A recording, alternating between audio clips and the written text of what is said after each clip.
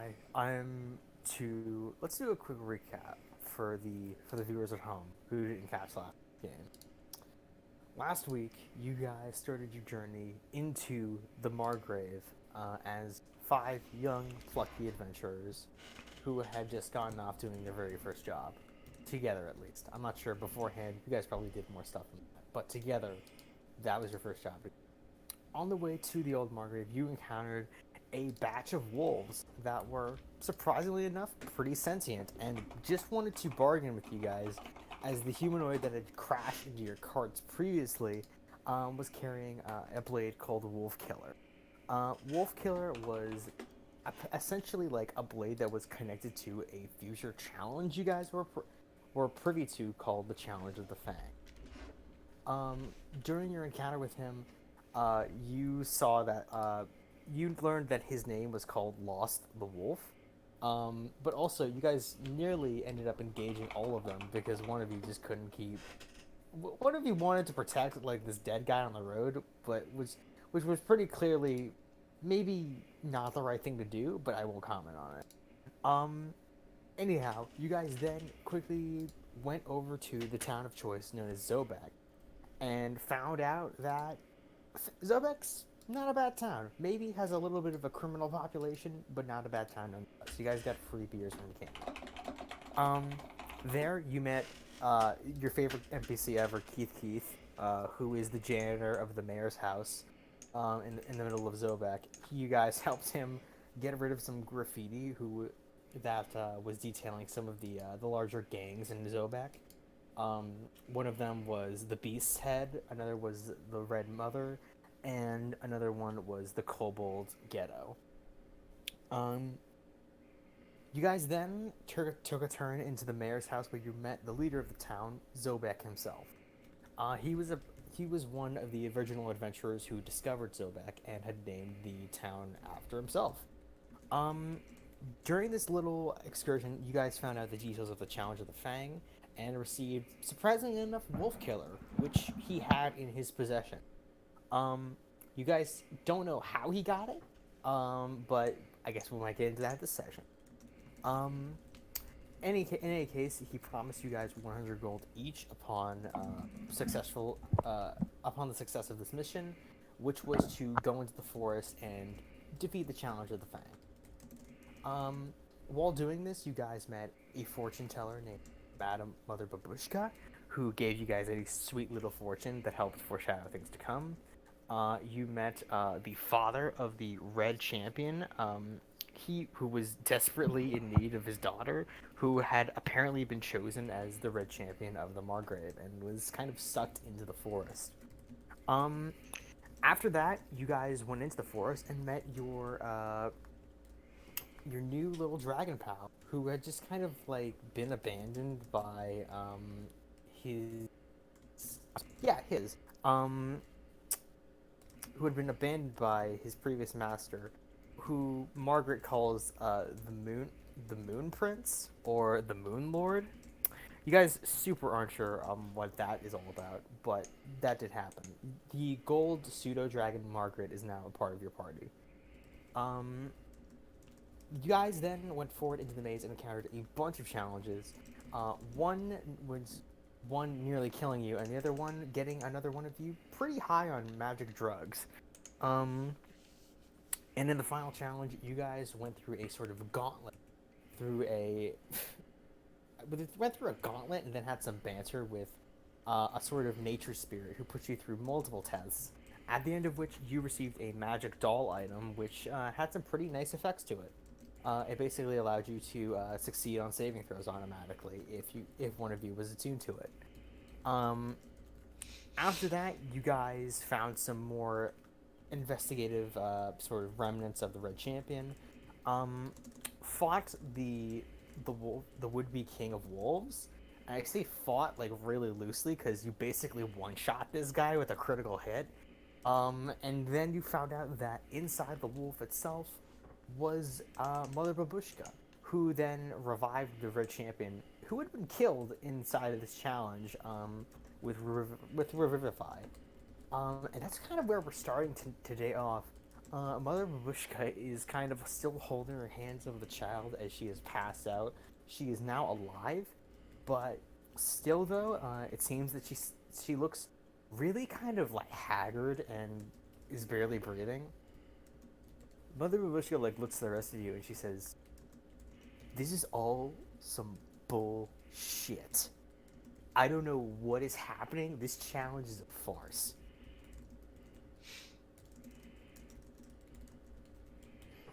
Yeah, I'd venture to say the same thing. Yeah, so she comes over to the big wolf and kind of like kicks it in the side. And you see the big now dead wolf begin to kind of like shrink back down to normal size, where it's just about as big as any other wolf, which is to say not as big as like half a bus.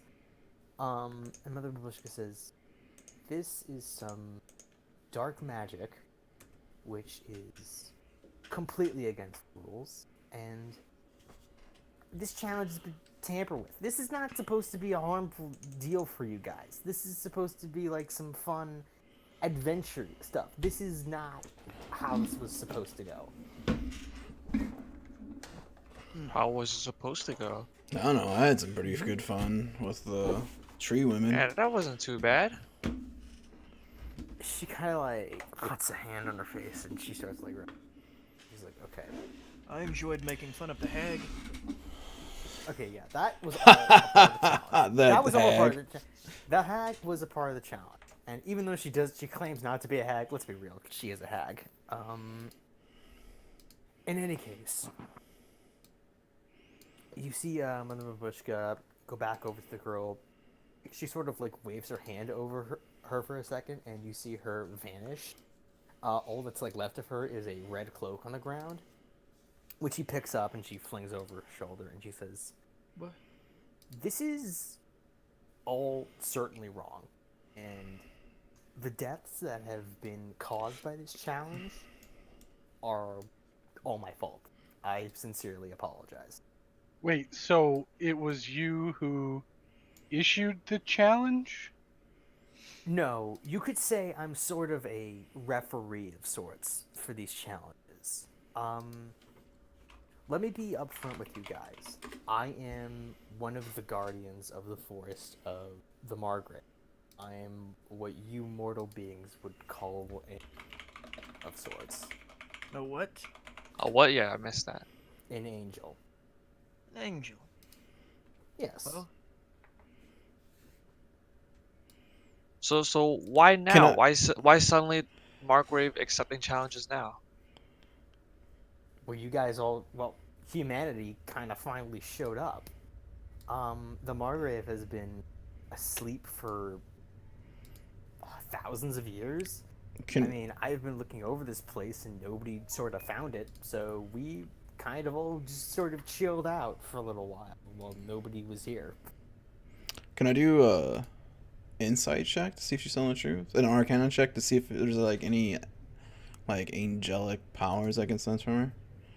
If you want to do to see if like there's any like angelic features to her, you could do a religion check. If you want to do an insight check to see if she's lying, you can also.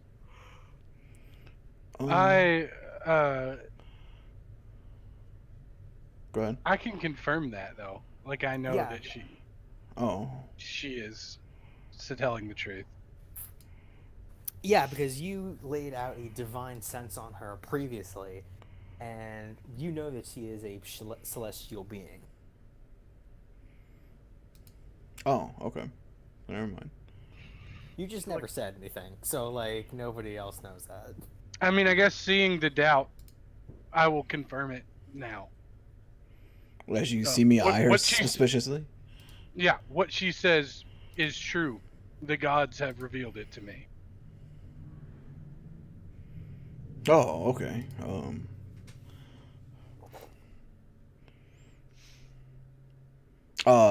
Before I forget, I also want to do a perception check to see if I can see any my good shit on the ground. Sure, go ahead.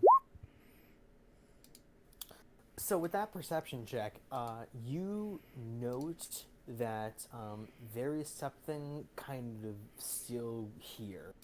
There's the wolf is dead, and that's kind of like not so bad anymore.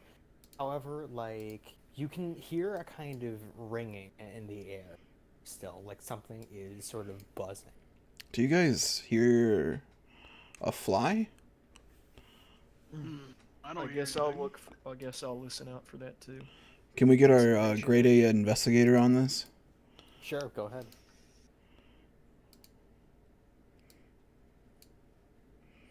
I think our investigator is asleep. So perception. This You would be not hear me or investigation. something? Oh, I'm sorry. This would be if you're looking for like what is causing this noise, you can do investigation. Okay. Oh shit. Ooh, I guess I don't even like at that point. I think you're just looking around for flies. Now, what I'm interested in this pot fella over here. All right, yeah. So you look at this animated sort of pot that is kind of walking around the pool, sort of sullenly. And Oh. the Babushka tells you, "Whoa, there's a giant token there. Oof, let me quickly just downsize that."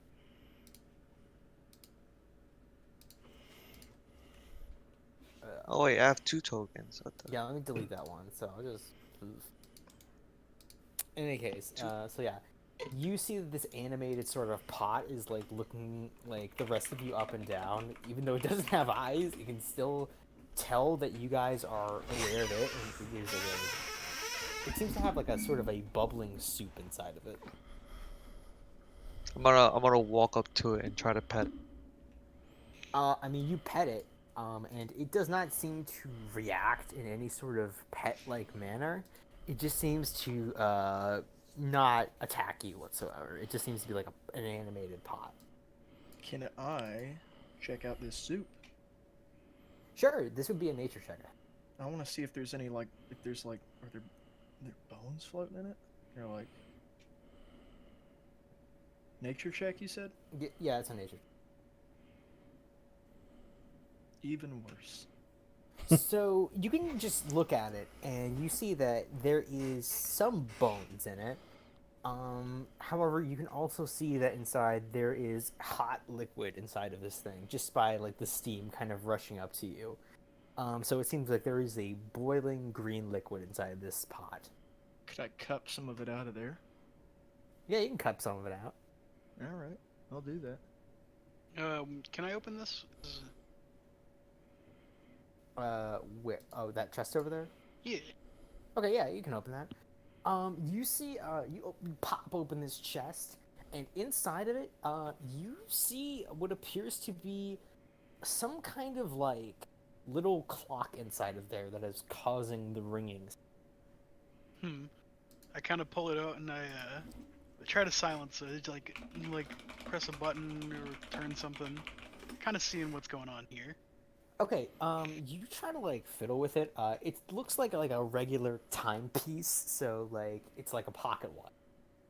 So you kind of click on it, and you see that the ringing stops. But upon like looking at this thing, give me a perception check.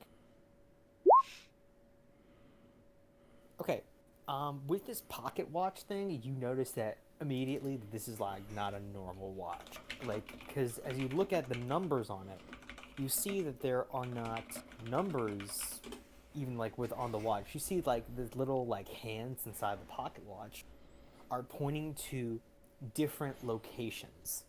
You can see like there are. It's almost like a little map of sorts. You can see like there's one marking Zobek. There's one marking the Bluebell Inn. There's one marking like a castle. There's one marking like a large sort of like almost Stonehenge structure where there's a lot of like large stones. You can also see that there is a slightly purple aura surrounding the watch. I turn around and like, does it have a chain? It does have a chain, so you can like wear it around your neck if you want. I kind of hold it by the chain and I say, well, I found the thing that was ringing. Don't know really much what it does, though. That's good. kinda- Cut that racket off. I come over here and I say, I hand it to you and to Kevin and I say, it seems to be maybe magical of some sort. I'm not sure. You Uh, mind taking a look? yeah, I'll do an Arcana check on it. There, right? Okay, yeah, sure. You can do an Arcana check on it. Okay, with an Arcana check, you notice two things immediate. One, this watch is being disguised as a regular pocket watch. This is not what it actually looks like. And two, you see that there is some conjuration magic on this watch.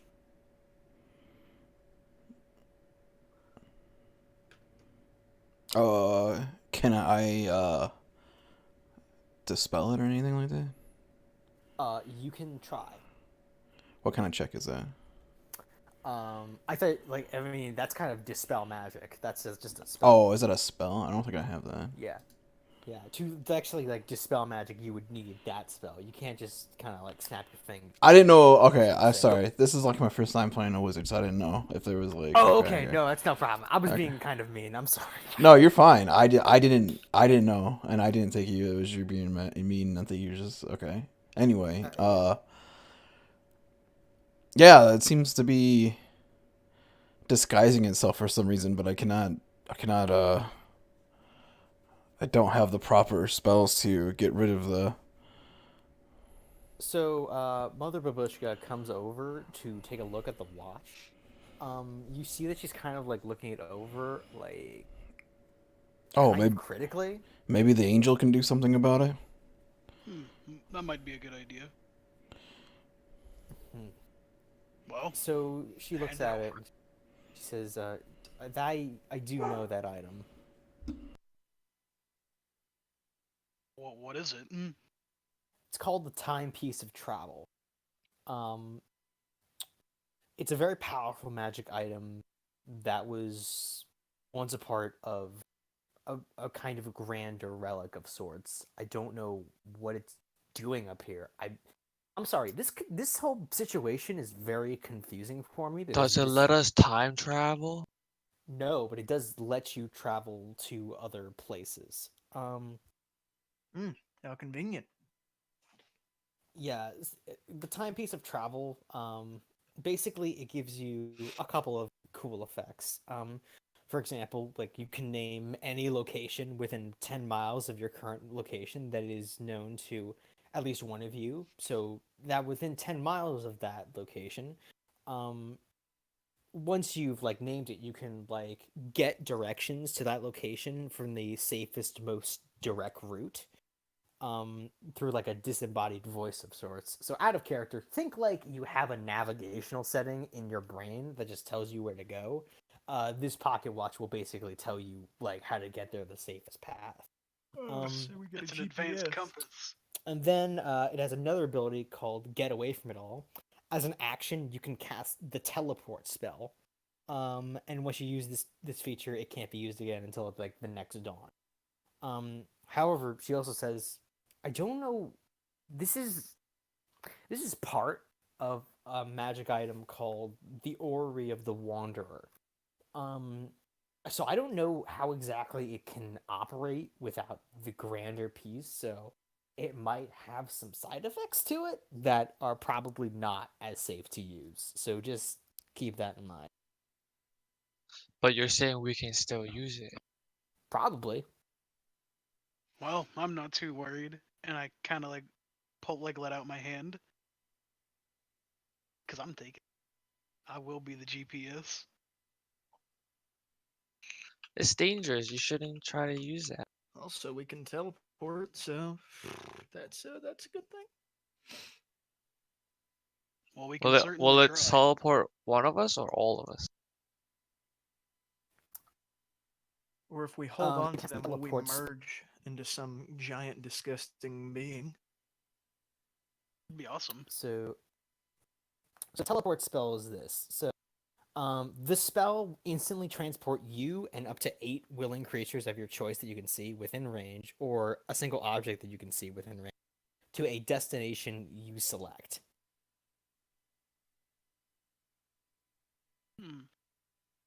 The destination you choose like must be like known to you and must be on the same plane of existence as you. Oh, are we using it now? Could be a good idea. Where are we going? I don't know. Back to the inn. They get money. Oh, okay. Take that girl back to her father. If we can I've take already- the opportunity to not leg it, that'd be preferable.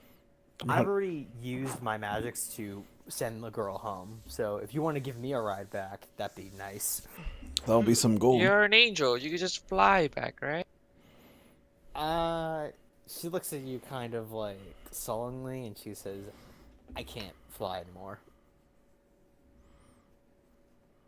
I kind of just like a little confused. Give her a little sad look. I nudge men and I say, "She's old." I don't Yes, think that's the case. rude. Anyways, I didn't say it to her face. I don't think it'll be that bad. So, I say, everybody ready? Yes, can we take Yes. this little pot with us? Why would we take She Yeah, looks at the bring the pot. pot. She says, "Yeah, I guess you can take it. I mean, nobody's using it here." Something tells me that. I don't know. What if that pot isn't willing? Why do Pot? you want? Are Why do you you? willing? Why do you want to take the pot? Knock on the floor once for yes, twice for no. You see, you see the pot knocks once for yes. Well, there's your answer, Donovan. Well, fine enough. Are we gonna fill it up when we get back? It's already full of soup. I'm gonna drink the soup I have in my cup to see if it's any good. Okay, you drink the soup in your cup. You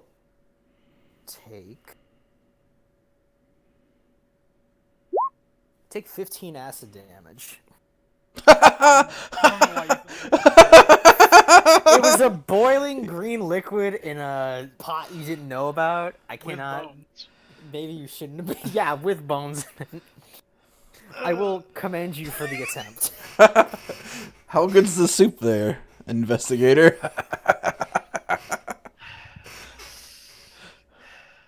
Not the best. You just see like a little hole appear in your leg, and some of the liquid dries out of it. But I think I'll live. I think we can fill it with something better. I don't think our goblin friend's too smart. He's not so bad. No matter. Part of the life of an investigator is investigating everything, my friend. You have to be Now, inquisitive. How exactly do we do this teleport? So one of you just has to basically press onto the top of the timepiece, basically click it in, and focus on where you want to go, and then the time watch will take you there. Back to the inn we shall go. Okay, who has the watch? Me. Awesome. Can you roll me a D100 real quick? Oh no. That sounds horrifying. 81. Okay. Didn't So like that you, teeth suck there. That doesn't tell us a good thing. so you,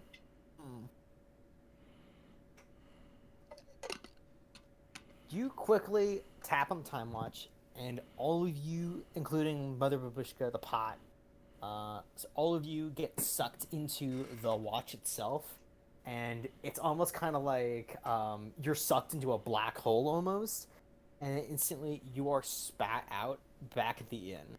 So you're back right outside the inn. You kind of all like land with a thud, and you see that everyone in the current vicinity seems to be fine. However, you guys quickly notice something a little off, and you notice that Donovan is not there with you guys. Oh, Is the watch Hey. anywhere in sight? The watch is no longer with you guys. Let's go to Donovan real quick. Donovan, you're in a place you didn't think was gonna be where you were gonna transport to. So you kind of open your eyes as this watch kind of spits you out, and you kind of go tumbling to the floor a little bit. As you go tumbling to the floor, you notice that, like, for one, it's not the dirt roads of the northern road. Instead, it's this nice red shag carpet, and you kind of fly into a large-looking bookcase. As you kind of look around, you notice that the lighting in here is all red, and you can see that where you have ended up seems to be a large sort of library-esque archive of some kind. And as you kind of look around to accumulate your surroundings, I want you to do a perception check. No. Nice. Okay. You take a look around and notice that just with your sort of basic sight, that there is a large assortment of books around you. You see that there are basically two directions at this point. You see that there is a bookcase to your left, one to your right, and there is a basically long hallway going to the backside of you backwards. If you kept traveling that way, you can't see an end to the line of bookcases behind you. It kind of just goes on forever. But as you kind of look forward, you see that there is a large book stand where one single book is set on a pedestal, and that book has a title on the front of it called The Incarnatus Index. Can I look into it? Sure. You take a pop looking open into it. You very easily kind of wave its pages. And as you kind of pop it open, you notice that there is a ledger sheet beside of it. It looks to be like a regular sort of library checkout form where like you write in like what you want and to check out and like when you've been here and when you haven't been here. You also notice that there is a large looking sort of bell on the book stand next to the Incarnate Index. That's sort of like just sort of a standard bellhop kind of bell. Like you tap it and it sort of signals for someone to come to you. Okay. But as you kind of look through the index, give me a history check. Okay. You look through the index and notice that there is quite a lot of bad names in it. You see that there are a lot of sort of dead emperors, dictators in here. Like you see like the diary of Emperor so and so. You see like the secret entries of dictator like etc etc. You see like there's a lot of like dark and secret information here about like very bad people. And it all just kind of seems to be on display. Interesting. Now, you said there was a sign-in sheet, yeah? Yes, there is a sign-in sheet. I'm in a library. I might as well be polite. I'm gonna write in there. Okay. All right. So when you write in there, you notice something kind of alarming as you pick up like the pen near the sign-in sheet. When you start to write your name in, you see that a little prick goes onto your finger, and you begin writing your own kind of name in blood. Like that is what is going down to like the ink that you're writing on. Whoops.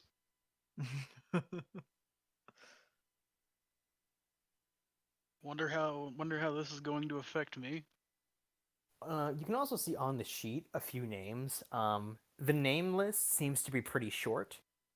You see that there is another person named Cricket came in here pretty recently. Cricket doesn't appear to have a last name of any sort. You see above that is another person named Gertie. And above that you see another person called quickly. What languages do you know? I know Common and Orc. Okay, you can't read the last name that's written above that one, but you can see Gertie and Cricket have come in before you to like look at this stuff. But other than that, it seems like you're the newest name on the sheet. Well, there's a lot of information here. I'm gonna hit the bellhop. See if I can get anybody some help around here. You hit the bellhop, and immediately you are sucked back into the timepiece. You are then spat out back into the in front of the inn. You're ejected kind of a few minutes after everybody else has been ejected because you're kind of messing around in this library. But as soon as you hit that bell, you were ejected. And you are now back outside of the Bluebell Inn. Well, I don't like that very much. What could come of it? It doesn't seem that bad. What might that be, Donovan? Hey, where I you was- been? I was in some library.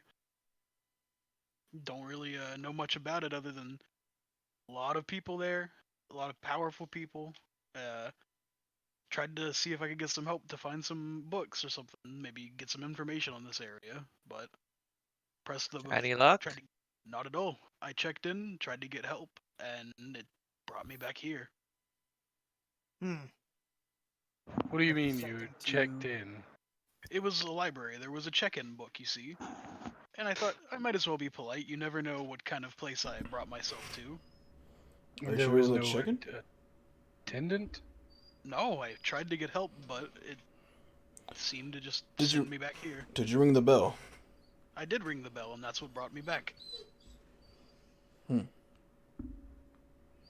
Welcome back. Well, That thank may you. need some investigation in the future. But so much Yeah, for trying to it's get a making weird the best of a goblin. weird situation.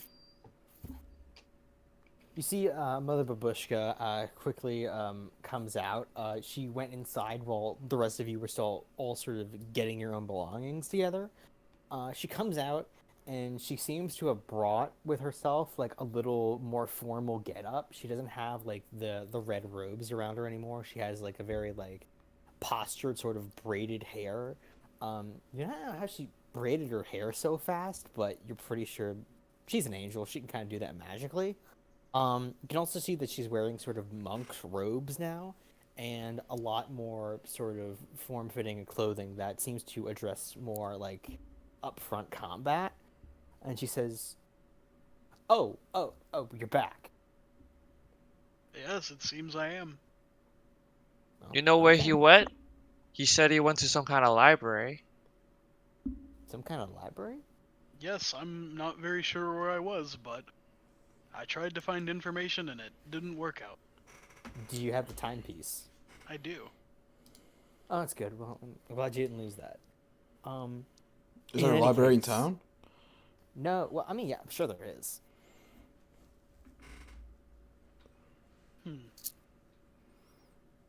Wherever it was quite odd.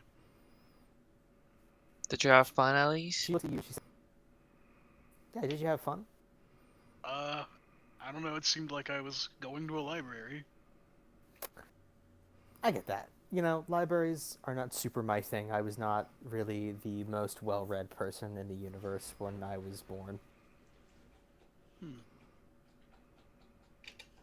But can you really beat the musty smell of books? Probably. Next time you go, promise to bring me, yeah? Well, I doubt that I'm going back there anytime soon. I don't even know where it was. So, any case, you see Mother Babushka go, "Listen, I've been thinking it over, in the last few hours when I got eaten by that big wolf.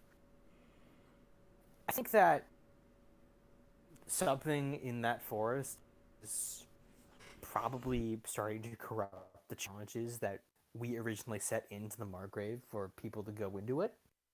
And I have a sneaking suspicion that someone in Zobek is doing this because it didn't start until you guys all sort of started coming into the forest.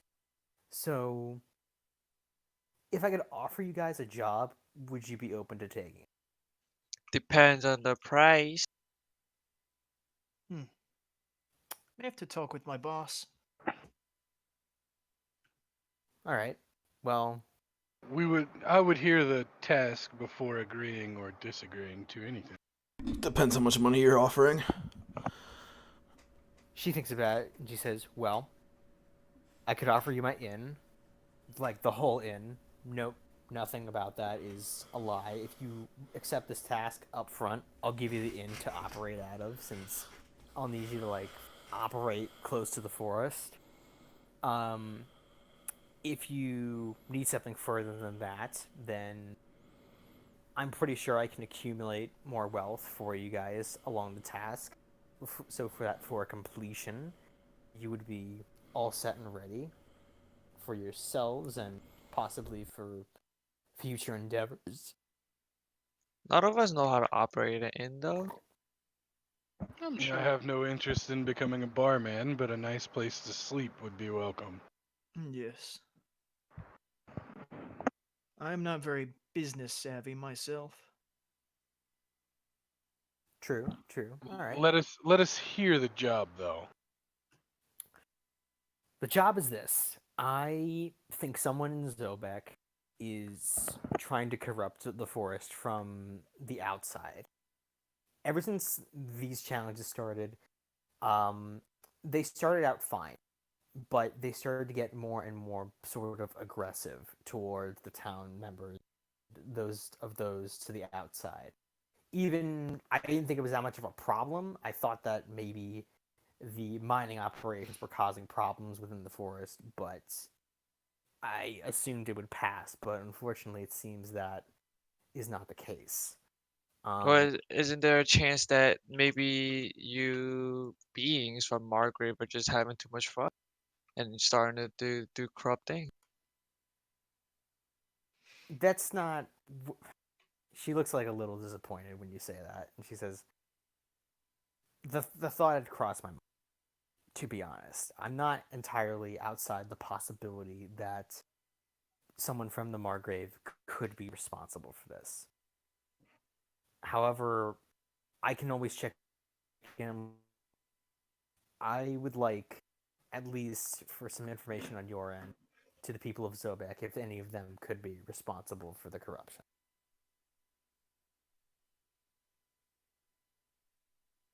What do you guys think? Should we help her? I mean, I don't see why not. Just Well, a routine bit of investigation is all we're signing up for, right? Just a Nothing routine too bit. advanced. Yeah, if you just want to give me your findings, see if like anything wrong is going on in that city, you could report back to me. I would give you free lodging for the time. Then I should be back fairly quickly. Great. You see, you see this old woman go back into the inn, and you see her close the door behind her on the way. All right, so which inn are we in at again? You at the Blue Bell Inn. This one. Okay.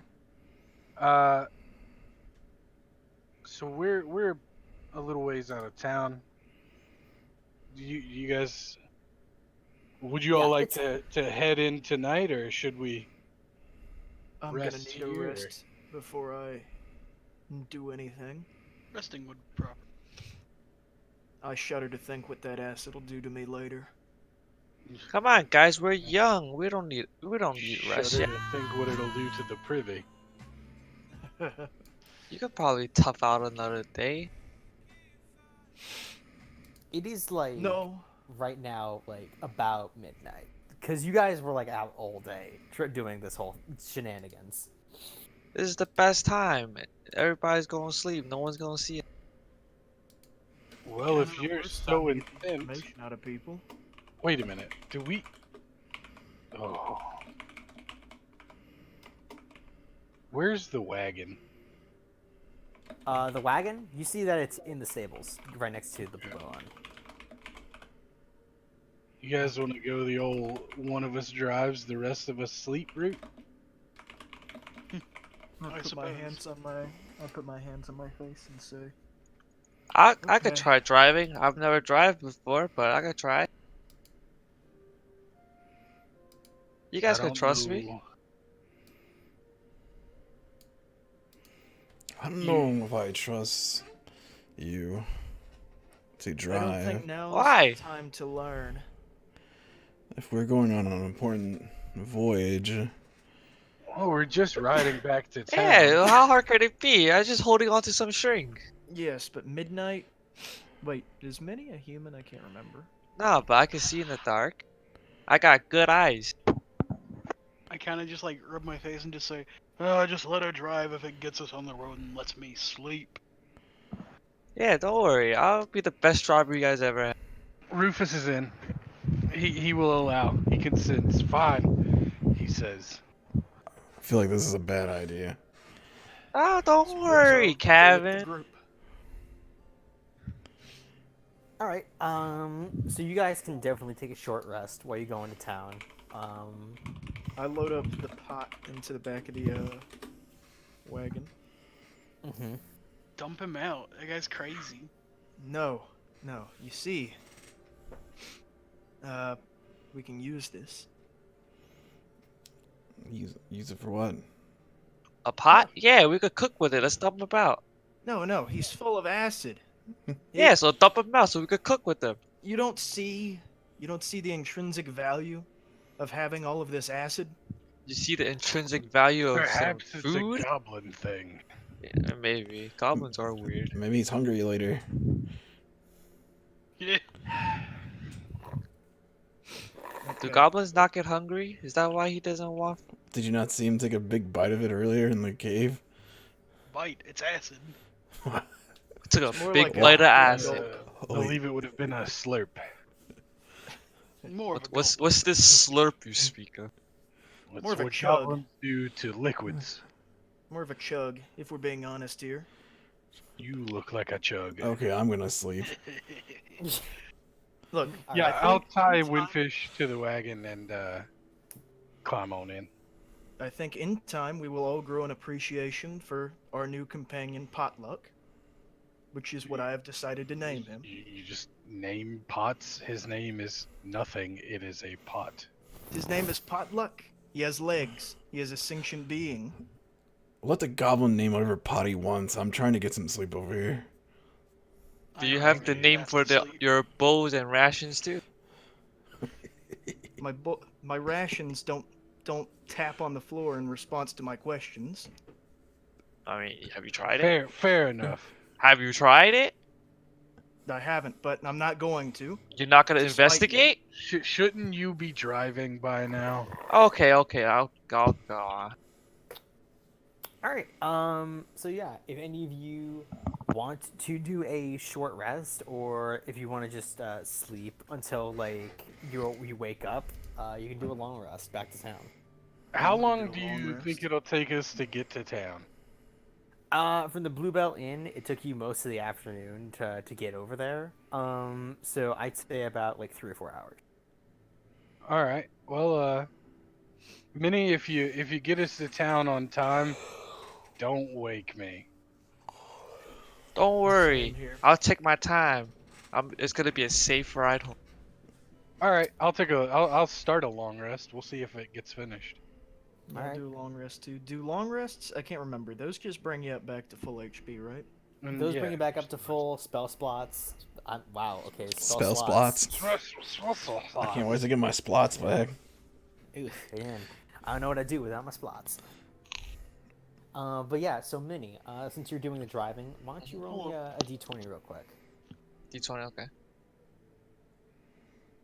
Too bad you're not proficient in land vehicles. Ooh, that's right. You're not land. What a burn. We were the one that let her drive. You see, Minnie, as you're driving along the way, you see a couple of people walking along the roads, like in the opposite direction towards you. They seem to be going off towards the side. You see that they're kind of cloaked figures. You see one of them has their like hood dropped as they're carrying like swords, over towards the ruined Griffin Tower over here where you're encountering them at. You see like the one that has their hood drawn down, is just a full-on skeleton. I'm gonna wave to it and say, "Hey guys, where you guys headed to?" You see the skeleton look at you and then waves back. Oh, we're just going to the old Griffin Tower. Oh, cool. Wait, is that where we're going to? Dog. No, you're going to Zobek. Oh, that's cool. What's over there? Oh, I stashed my allergy medicine over there. I'm gonna go get it. Allergy, what's that? She, you see, like the person like waves their entire face. My whole body. It's all skin and bones. It's allergy season. I, I, I'm sorry to hear. I'm sorry to hear that. I wish you best of luck. Thank you. I hope you good journeys. How did that skeleton talk? You can't ask that. You're asleep. Yeah, you Yes. guys are asleep. Minnie's just talking to the skeleton crew right now. I just don't know how he did it. With his Yeah, mouth. so, yeah, you see, like, yeah, because, like, that shouldn't work, because they don't have anything inside of them to talk. But for whatever reason, Minnie, you see, like, this skeleton is just walking around with a sword, just talking to other people very cheerily about I their don't even allergies. question it. Absolutely, you don't. Okay. And then you just ride on after they Yep. continue walking. All right, yeah, you continue on, and you get all the way back to town. You kind of like sidle up outside the gates. You see that they are open and letting people in, so you can just drive on inside if you want. Yep, I'll go right on it. You see everybody else in the cart is still sort of resting. There are like a few stables in town that are kind of free access for like traders and such that you can kind of slide your cart into. So if you kind of like want to settle everybody in there for the night, you certainly could. Oh yeah, sure. Right, you kind of just settle in your cart there for the evening. And do you just decide to go to bed there yourself, or do you decide to do anything else? What is there to do around there? Like, what's there? So around the stables, or just like in Zobek? In like like, just right near, So you kind of broke up at the end. What? just like right next to us. Like, what's within like walking distance?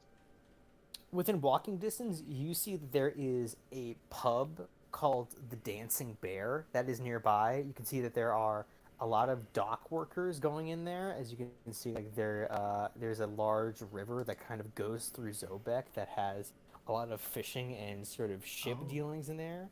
You can see that there are a lot of dock workers in there that are apparently getting their drink on right now. And you can swear that there is also, you kind of peer inside, there's like a dancing bear inside of the tavern, just sort of doing juggling tricks.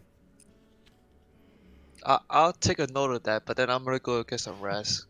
Okay, I'll remember that for next time. alright. You get some rest.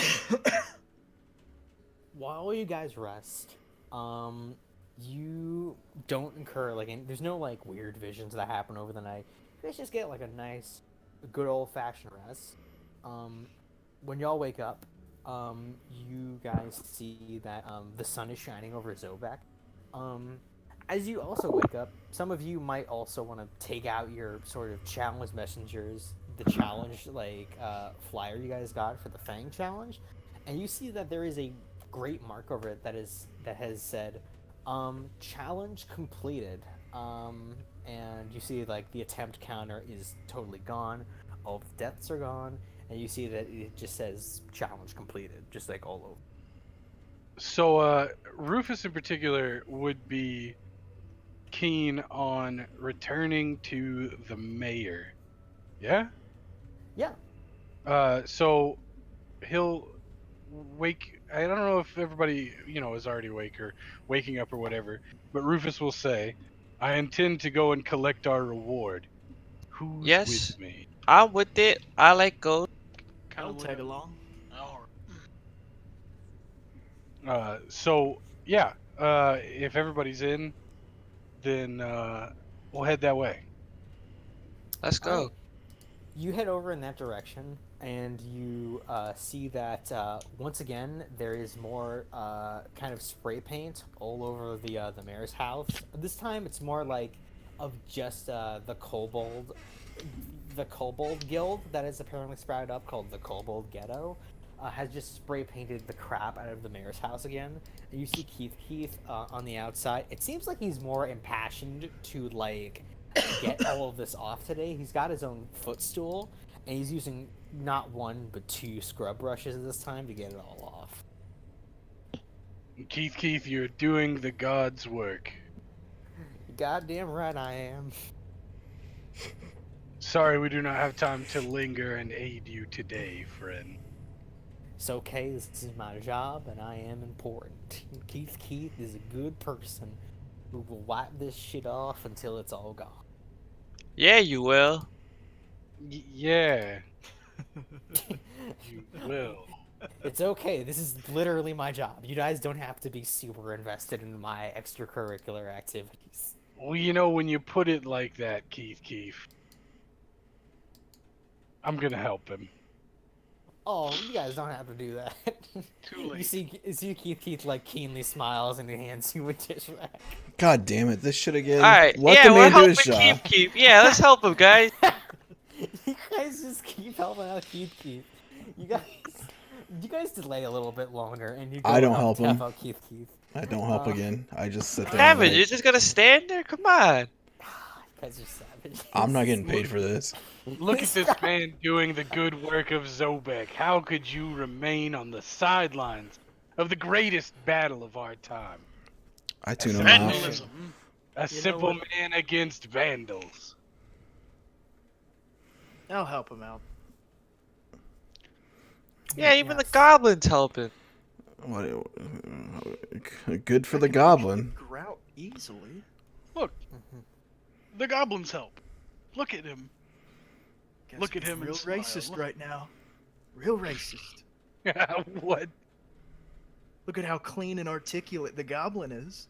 I'm gonna pick up the goblin and she's like, hey, you're missing the spots up here. Let me help you. The Oh, entire goblin. jeez. Oh yeah. So yeah, you guys clean the walls of the mayor's house again. You see, like some onlookers are just like, hell yeah, and then they immediately go away because they have better things to do with their lives. I call after them. Public service is its own reward. All right. Do a persuasion check. One moment, please.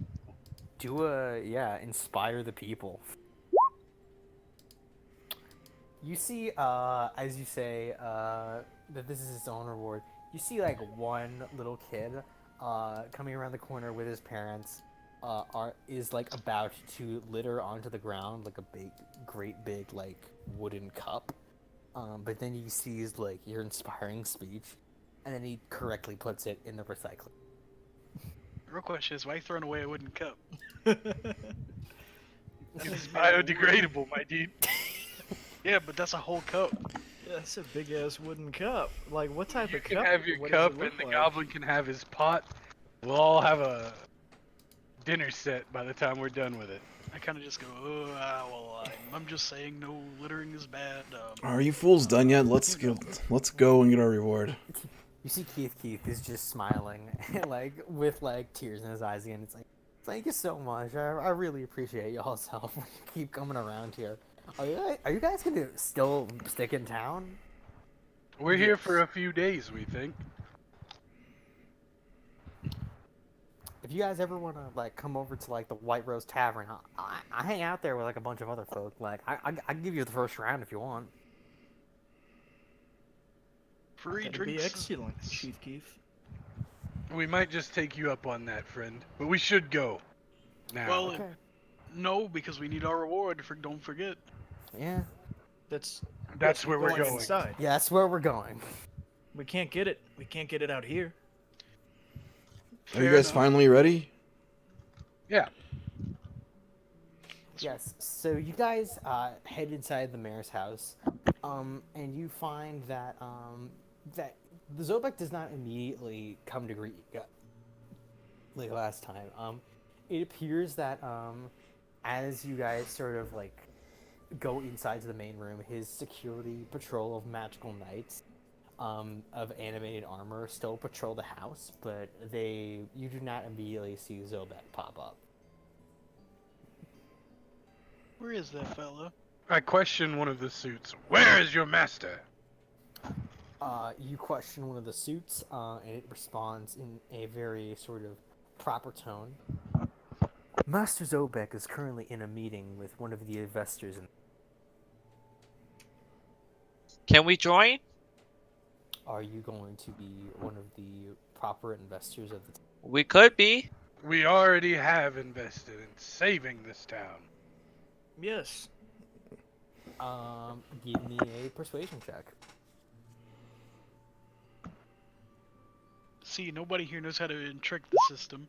You just gotta look at the armor and say, urgent. Okay, yeah. So you say this, and the armor quickly pops up, and it says, "That answer is sufficient. I will go alert the mayor that you are here." Let him And, know we're coming in. You see the armor pause, and it says, "That if I let him know you're coming in, have it.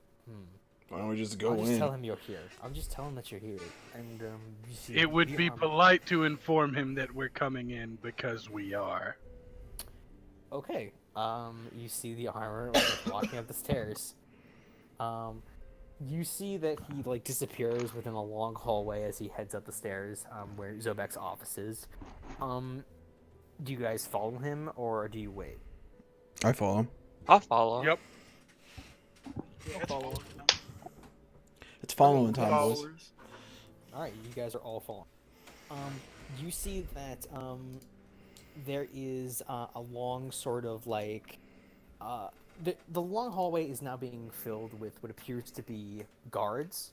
But you notice that they do not have the sigil of the town guards, which is sort of like a large Z upon the armor. These guards have a weirder symbol. It kind of looks like two triangles that have been merged together sideways, creating sort of a sideways hourglass almost.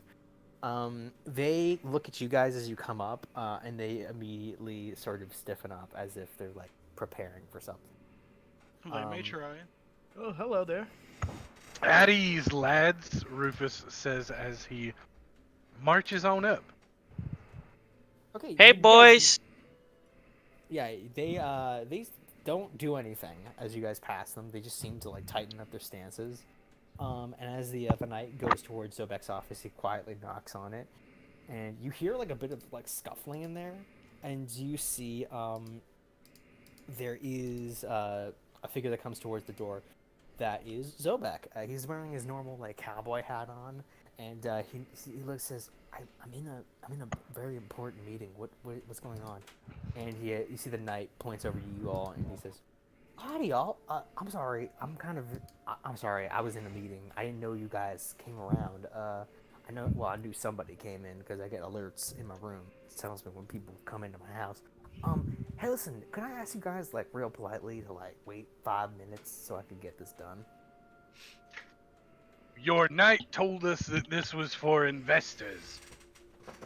Yes. I'm meeting with one of the people that's giving the town money to operate. What better way to impress him than to show him a triumphant band of adventurers? You see a woman come to the door and kind of look out the door, and you see this woman is human in appearance. You see that she's wearing a bright silver armor that has the same symbol as the rest of the knights. She has this very slicked back blonde hair, like it's like hair gel in it. You see that she has like these bright like blue eyes, and you see like where like her normal sort of eyes would be, you see like the entirety of them are blue. Like there's not even like a single white space inside of them. And she says, "Hello there. I would love to hear about your adventures.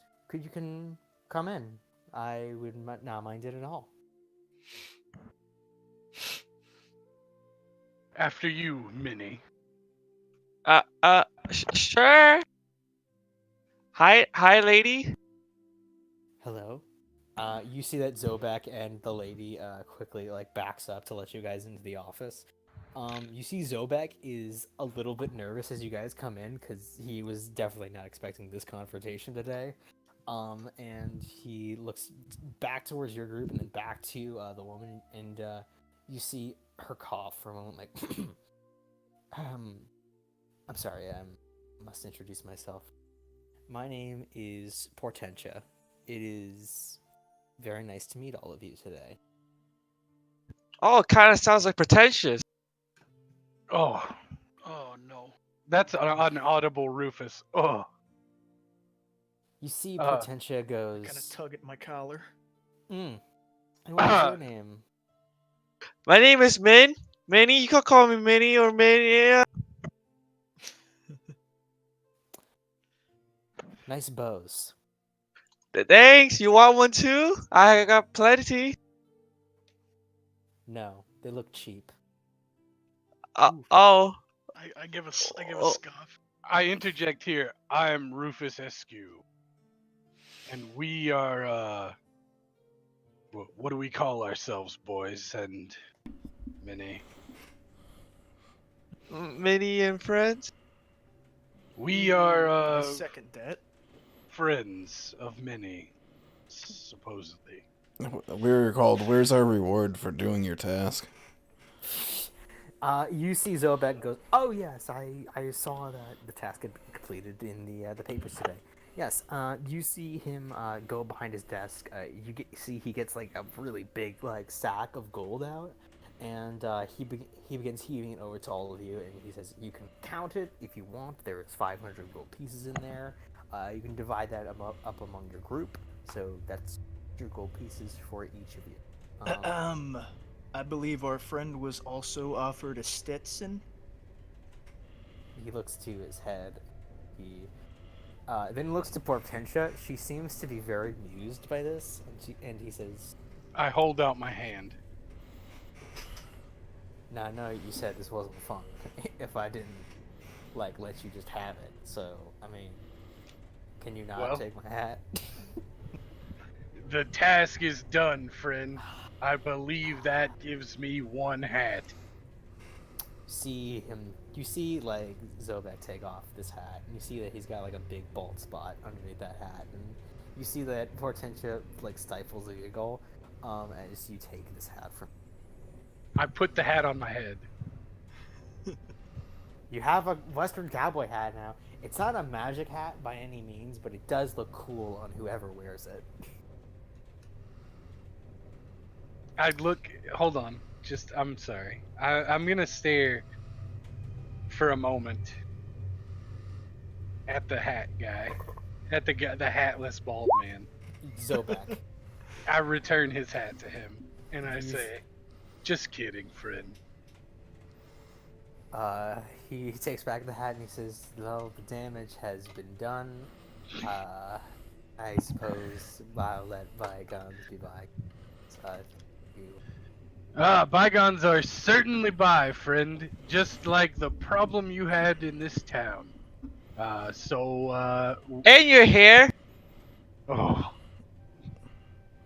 In any case, yes, along with the rewards, you may keep Wolf Killer.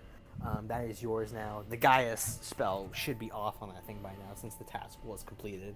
And you can see that you, Rufus, I think you're the one that has it. Yeah, you can tell that the Gaius spell has worn off by now, so you are no longer enthralled by it to keep going after the would-be King of Wolves since he is super dead. And you have succeeded the challenge, so you get to keep that item. You see that Portentia is looking over like all of you, like sort of with a very calculated look, filled with sort of merriment almost, and she says, "Well, Minnie and friends, now that you have been properly rewarded,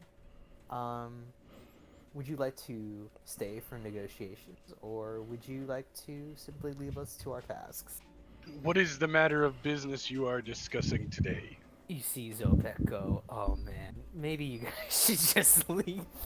But you see that Portentia holds a hand up and she says, no, let them stay. They are the heroes of Zobek today. They can handle this, right? You see, and she says, well, we're currently talking about the debts that have been leveled in Challenge of the Fang. Currently, there are 3 families that need funeral rites that are in need of them because 3 of their family members died. And I need the budget for how we're going to do that. I was thinking that we could definitely give them as much as they needed for the funeral rites. I'm thinking about, what are we thinking? 700 gold out of the budget for proper funeral rites. We're thinking services in the Zobek area, proper grave burial arrangements. That shouldn't be too tough, right, Zobek? You see Zobek go, I think 700 gold is like a little much for burial arrangements. Why don't you just have a bonfire and just burn them and just have a feast? Yeah, I could make a big bonfire. You see her eyes light up when you say that, and she says, a bonfire. Interesting idea. You see, like, she gets out, like, a little pen and quill when you say that, and she starts writing that down, and she says, interesting idea. Do you have anything else? No. I No, got are you these are cute you sure? ribbons. You sure you don't want one? We could you s- recruit local townsfolk to serve food. We, we could combine it with the celebration of us, the heroes, and knock out two birds with one stone. Well, I suppose that would be Really hardly need a- tasteful. It's a funeral. Do we really need a celebration of us? Didn't No, we truly. save the town? I mean, Did you- we you save the see- town? It was more of a challenge. They weren't coming into town killing people. Yeah, it was more. You see Zobek pipe up. He says, "Yeah, it was more kind of like an annoyance to the miners. Anyhow, the wolves were attacking, and you see Portentia go, oh, an annoyance. I'm so glad that this annoyance could be solved by 3 deaths of the populace. I'll be." You see as she starts writing this down. You see Zobek goes, oh. And you see him like put a hand on his face and says, "Okay, listen, I'll give you the 700 for the funeral rites. Is that all?" Yeah. She says, "Oh, that suits my needs perfectly." And she looks over to all of you and she says, "You know what? I think I will take a bow. Can I have a bow?" Yeah. She plucks the bow from your hand and she says, "Thank you." And she You're looks. welcome. Anyhow, I will take my industry and leave then. You can find me in my offices later in the day. I would love to see you there, Zobek. I'm sure that perhaps if you would like anything else to talk about, we could surely set up a meeting anytime. You see that she quickly puts away her pen and paper, and she starts to walk out of the office. You see Zobek does not look happy for what just happened. That is enough to bury a proper knight with land and all, Zobek. If it were up to me, they'd just be fertilizer. Yeah, you see, bonfire. You see Portentia like look back in, and she says, "I'm sorry. What did you just say?" When I die, you can toss me in a hole. As cheap okay. as 5 copper. Okay, she writes that down. She says, Oh. "Okay, cool," and she like turns back out. I wait until she is gone. Okay, you wait like a few minutes. You see like her forces begin to leave out of the hallway, and you see like by like a large clang in the entryway room, that she has departed. Zobek, you let that woman fleece this town of hundreds of gold. Well, I was trying not to do that. I was trying to hold negotiations on my own, but then you guys kind of stepped in, and well, I just kind of wanted to get that over as soon as possible because, like, from the things you were saying and the way she was taking notes down, it didn't sound like sounds like she was getting ready to like besmirch your names all over the town, which I don't. Does she even know our names? She knows one of your names for sure. Oh, Rufus and Minnie both introduced themselves.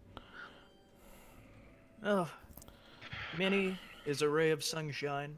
I don't think she'll care if anybody says anything bad about her. Nobody will say anything bad about me.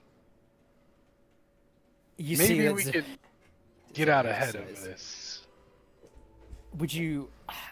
I can attempt to do that if you want. If you want me to like write like a, if you want to get one of my agents to sort of write a piece about you, we could do that. What if we did a real burial, and we the champions of the contest said a few words. You see Zobek kind of goes back and forth on it for a second, and he says, I don't think the deal's already been done. I don't think that maybe crossing Portentia after this sort of, at this point, would do any good.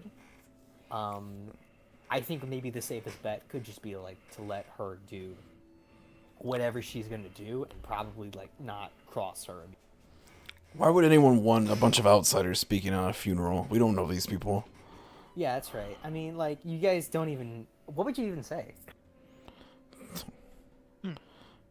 That we That's- avenge that's- them? Question mark.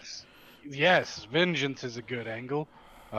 We could note how their sacrifice Led will to not our be riches. forgotten. Come on, man. I You feel like we are all missing something that could be done, and I will take initiative. I'll donate half of my earnings here to the grieving families. Okay, alright. Very noble of you, Goblin. I will not do the same, however. half isn't too much. I could do that. Some of us also have families to worry about. I am not donating anything. My family has enough money. Mine as well. Okay, Yeah, no. you see Zobet go, okay, well, if you give me the cash, I can definitely get those to the proper families, and they can make use of the money as they will, and I'm sure that will surely bolster your images, I would say. How much money did we get a piece? 100. 100? Okay. apiece. Yeah, I'll so give if up you- 50. Yeah, you give up 50 gold. I'll to give the him- family. Yeah, 50. Yeah, It's like currently we there are never like... even got it. Yep. Alright, he takes the gold and he says, well, thank you all for doing the good work around Zobek. It was nice sort of seeing you all around. Are you... you're kind of travelers. I haven't seen you around before. Are you heading out?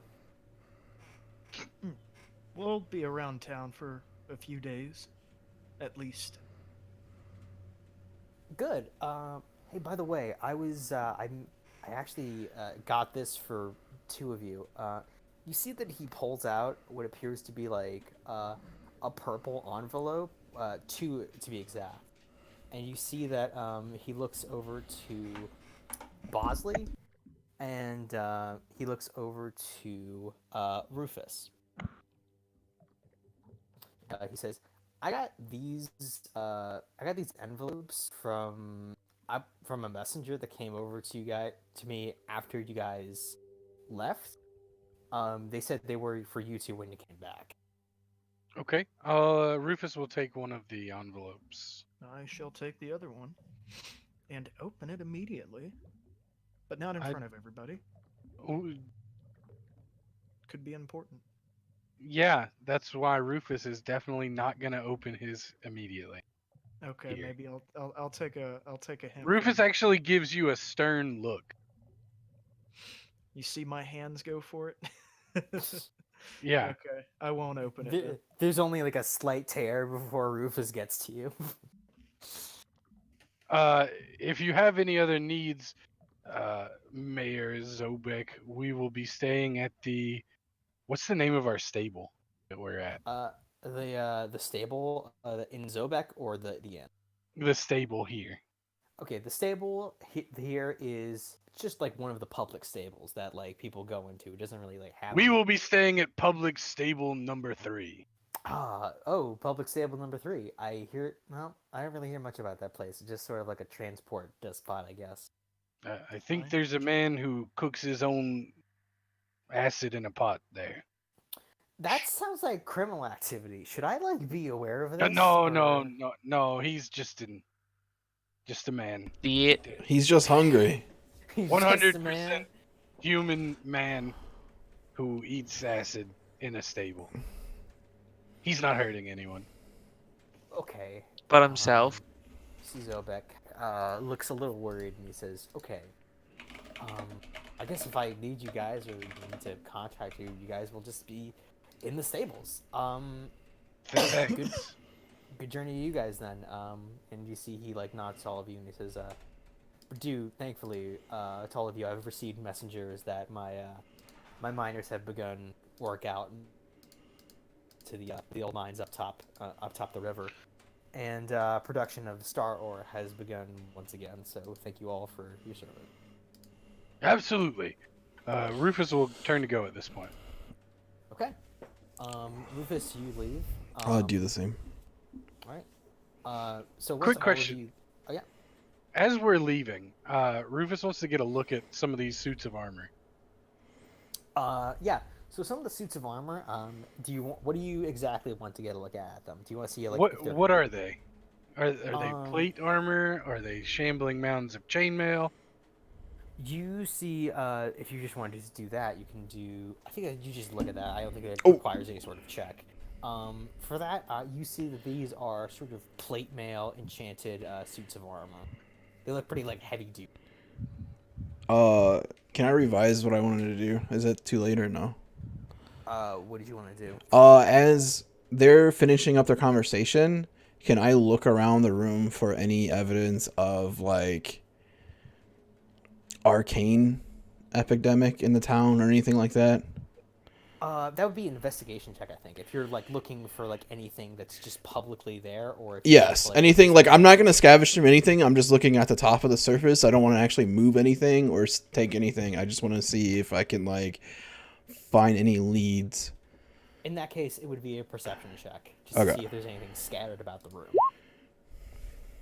Okay, with a 12, you notice nothing in particular that attains to that, but you do notice that, like, as Zobek moves throughout the room to, like, get paperwork out for himself, you see he knows exactly where it is in this sort of messy paper.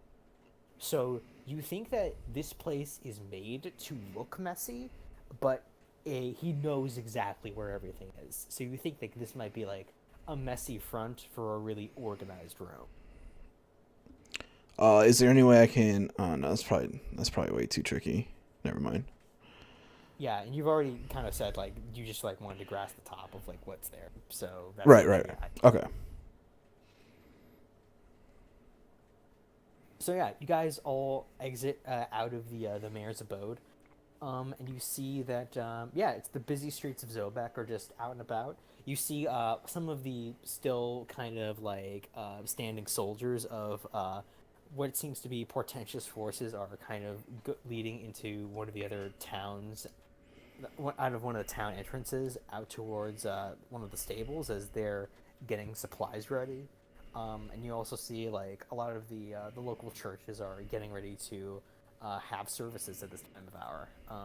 But you also see like a lot of like small businesses around as they carry out sort of their normal duties, as to say, like groceries and normal food. So what do you guys do? I'm gonna head to the general store. All right, you head to the general store.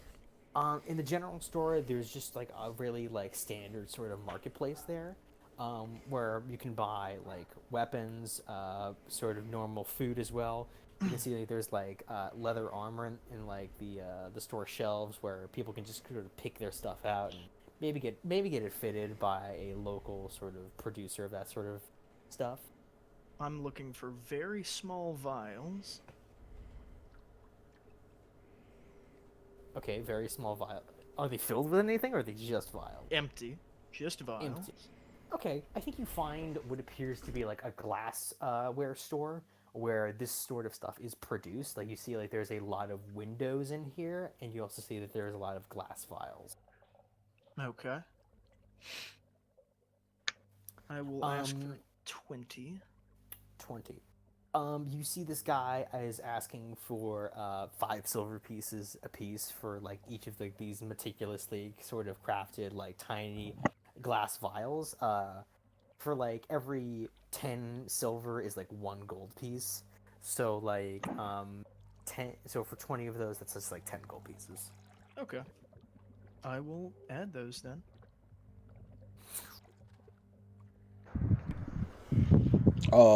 I also part way with everybody to run some errands, quote Okay, unquote. yeah. Yes.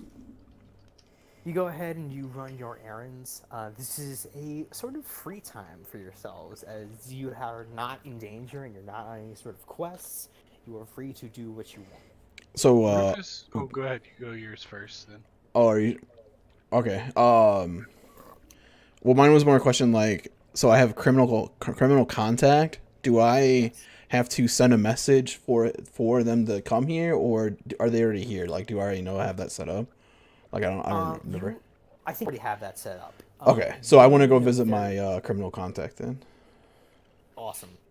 Yes. Okay. So you know that there is a place in town called the Fish Hook. It is a store that is, get this, pretty much set on selling people pirate gear. But instead of like normal pirate gear, it's like reversed. So you would have a peg leg hand and a hook for a foot. So you see, as you walk in, there's a woman behind like the normal counter, polishing a hook hand that she has on her foot, and a peg leg that she has on her arm. As you come in, you see her, and you lock eyes with her. You know that this is. Let me quickly round for the notes that I put in for this one. You know that this is Arla, and she is your contact with the Beast Head.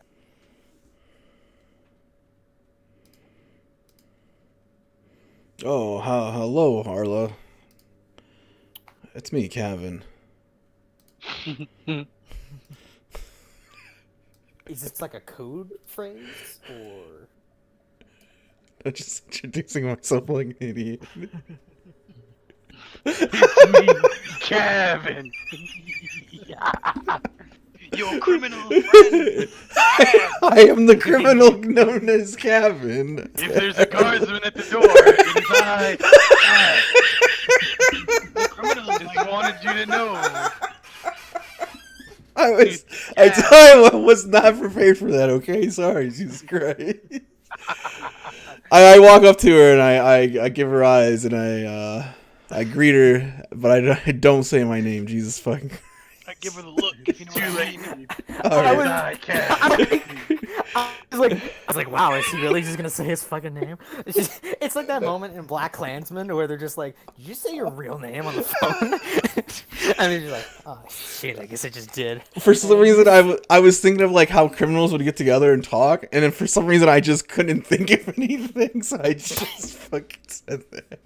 So you see Arla like looks at you like you're the dumbest fool in the entire world, and she says, "Well, it's nice to meet you. I'm Arla. What would you like today?" She looks like she's like looking around the shop as if this is like a setup, and she like quickly like goes to the door, locks it, and she says, "Are you all an idiot? What is going on with you?" I had a very rough night traveling here. Our driver never drove before, and it was hard. There was a mustached man snoring all night. I couldn't sleep, and it's Better been a be while. hard. Oh my gosh. Jeez. I'm becoming a mess. I need to know if you know how to obtain any of Oh, you want the good stuff? Yes, I've just got handsomely rewarded for, and yes. Well, I do happen to know a supplier for that sort of thing. Of course, I don't make any myself. I don't have the proper equipment. And like taps the counter with her peg leg hand. Well, that would be too convenient for me, of course. Yes. In any case, I do know a person that could give me the stuff to give to you. I wouldn't want you interacting with them in person, of course, because that would be incriminating for yourself, and I know you're a man of humble pursuits that would not like that reputation. Yes, I had to take a zigzag way to get here. In any case, how much did you get rewarded for the job? Um. Yes.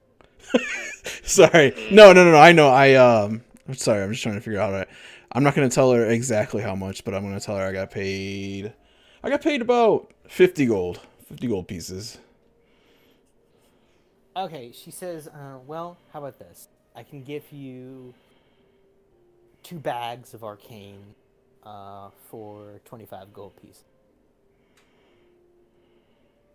Okay. I set down 25 gold on the table. See, she snatches it up with her regular hand, and you see that she inspects each and every one of them, and she says, "You wouldn't believe how many people come in here, and then they just paint copper pieces in gold paint, and think I won't notice." As she puts them down after a while, and she says, "Okay, I will get this to the manufacturer, and we will get you your stuff. Come back here tonight, and we'll have your package ready for you." Okay. What time tonight? Come around closing time, so 9 would be nice. Okay. And then I leave. I just leave. Then my other errand would be, is there a post office in the town?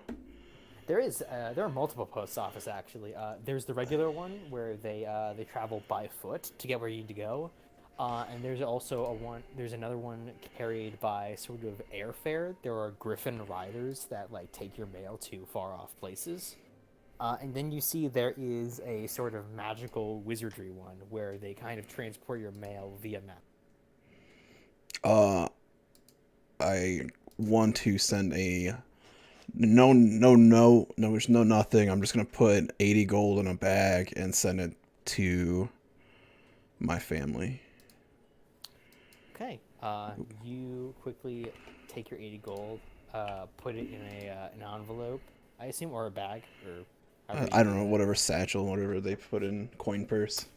Yeah, you get the right amount of stamps on the bag so that it can make the trip. And you Is it quickly give it to the right professionals. Okay. Does it cost a gold? How much does it cost to send it? Is it free or? It's free to send it. I'm Okay. just making Okay. fun of you from like sending mail. All I right. do that a lot in D&D. To be honest, nobody sends mail in D&D that much, so I'm just like, how many stamps did you have to put on a bag of gold to make it to the processor? But yeah, you get the bag in there. And which mail service do you get it through? Do you go through like regular mail? Do you go through Griffin Rider? You said magically? Yeah, magically. Like people, this is like fast mail. This is kind of like a Yeah, magically. experimental. Yeah. Yeah. So you give it to this wizard behind the corner, and he smiles at you and says, "Okay, sir, just a moment." And you see him like place the mail in a summoning circle. You see him like light up a few arcane runes, and you see the bag zap out of existence. And you don't see it anymore. And he says, "Okay, mail should be sent. It should arrive in 3 to 5 days, give or take." Okay, thank you. And then I go to the stable number 3 to meet everyone. Head back there. Okay. What are the rest of you guys doing? I'd like to go around town just to see if I can find any small odd jobs to do for the people. Okay. You see that the people of Zobek are pretty sort of. There are a lot of jobs around Zobek that you could do. Like there is a lot of fishing that needs to be done. You see that a lot of the dock workers are in fact doing fishing jobs for food, since like the Margrave seems to be like particularly offense to anyone hunting in it. You guys saw like awakened wolves in there, so like if you like just kill a wolf, that might be like a sentient being. So they don't exactly know what to kill in there and what not to kill in there. So fishing is like the main like eatery here. That and just exports coming into the. You see that there is a section of town labeled as sort of like the kobold ghetto, where you can see like a lot of kobolds are living in like the back area of the town that are just like seems to be dirt poor. And you can see like there are a large variety of them of all different shapes and sizes. You can see like a few particularly buff kobolds just sort of like doing weights in the middle of the street, trying to impress their friends. You can see that there is a large sort of bard section of town where the fine arts are held. You can see that there are like, what would you like to focus on? Would you like to like is there any particular job that you want to do? Not in specific, just small odd job things, but now I'm kind of interested in like, let's go to the general store and get some stuff. I'm gonna fish for some food for the party. Okay. Do you get anything special, or do you just like go for some like high class or special dishes? No. Okay. I think you just like get food then, because like to just like get regular food like is not something I think I'm super going to worry about with you guys. I'm just gonna say like you get food. Right. Yeah, because you have enough gold to do that. Like absolutely. Are you and saying I you want to like buy fishing gear though, or Yeah, like? yeah. Like I want to go like fish for some food. And, you know. Oh, okay. I'm sorry. When you said fish for food, I thought you meant just go out and buy food. I didn't think you were actually gonna fish for it. So No, yeah, yeah. you can totally like buy fishing gear for it. I'll say that like the proper fishing gear costs you like 5 gold. All right. Yeah, you get like a properly like good fishing rod and some bait, and you go out into like the middle of the docks and begin fishing. Make a survival check.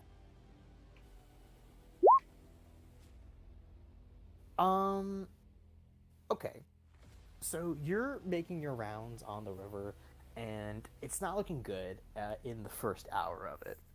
You're not catching anything, and the things that you are catching are like boots and seaweed.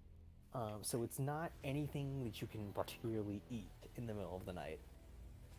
You see that there is what appear to be a large-looking fisherman next to you with a long gray beard and a sort of like stereotypical like yellow overcoat. And he looks over to you, and you're kind of like fishing tips. You see that he looks at you and he says, "You don't do this a lot, do you?"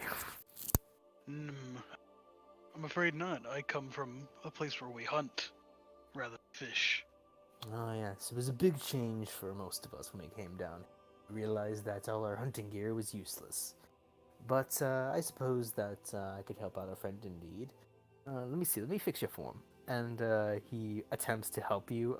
Do you allow him to help? I suppose. Alright, make your survival check again with advantage. Wait, does he get behind him and hold his rod? Yeah. Oh wait, it's already in the end. Basically, like, what he does is that, yeah, so you get a natural 20, so you absolutely ace it with his help, as he goes behind you and holds your rod for you. Like, so yeah, you kind of flick it back and flick it forward with his help, and you get it like deep into the river. Jesus Christ.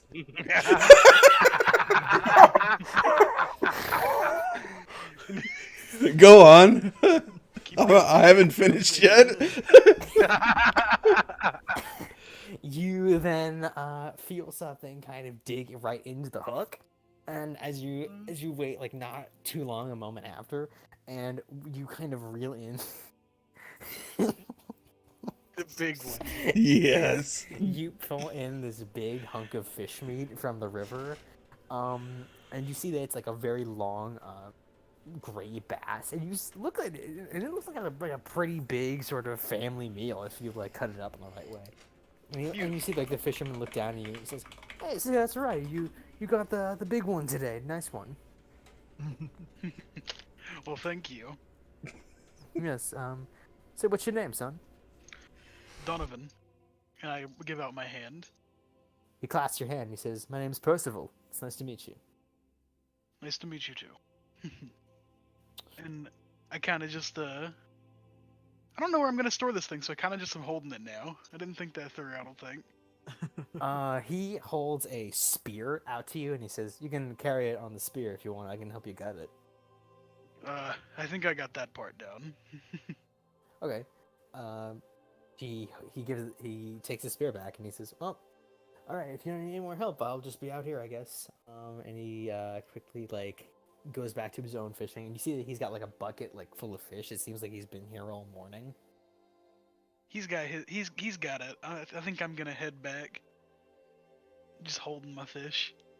Yeah, you just kind of hold this fish. It starts to smell a little bit as you kind of like, because it's not like dead. You didn't just immediately hook this fish and it was dead. It's kind of like still kind of like wailing in your He's arms around. as you. He's around. But eventually it does die in your arms and it begins to smell if you don't start cooking it soon. Yeah, I'm going straight back to a place where I can, like near the cart. Okay, yeah. Do you make a little bonfire and you start like cooking it out? Yeah. All right. You start cooking your fish, and we will resolve that check later.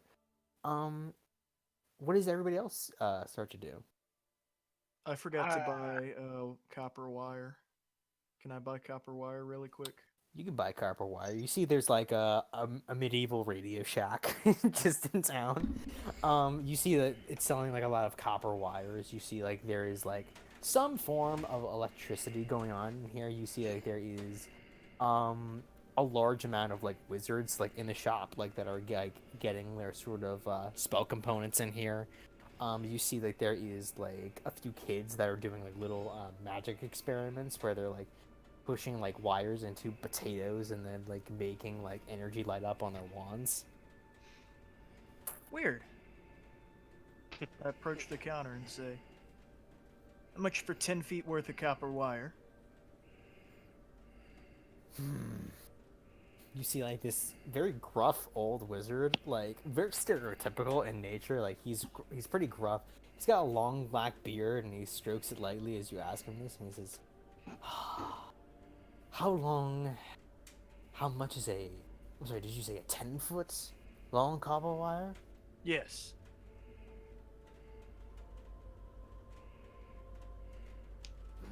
I'd 10-foot copper wire.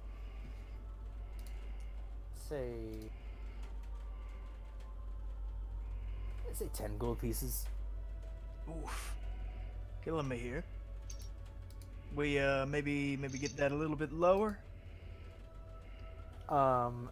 He looks at you and he says, well, how much lower? How many feet do you walk?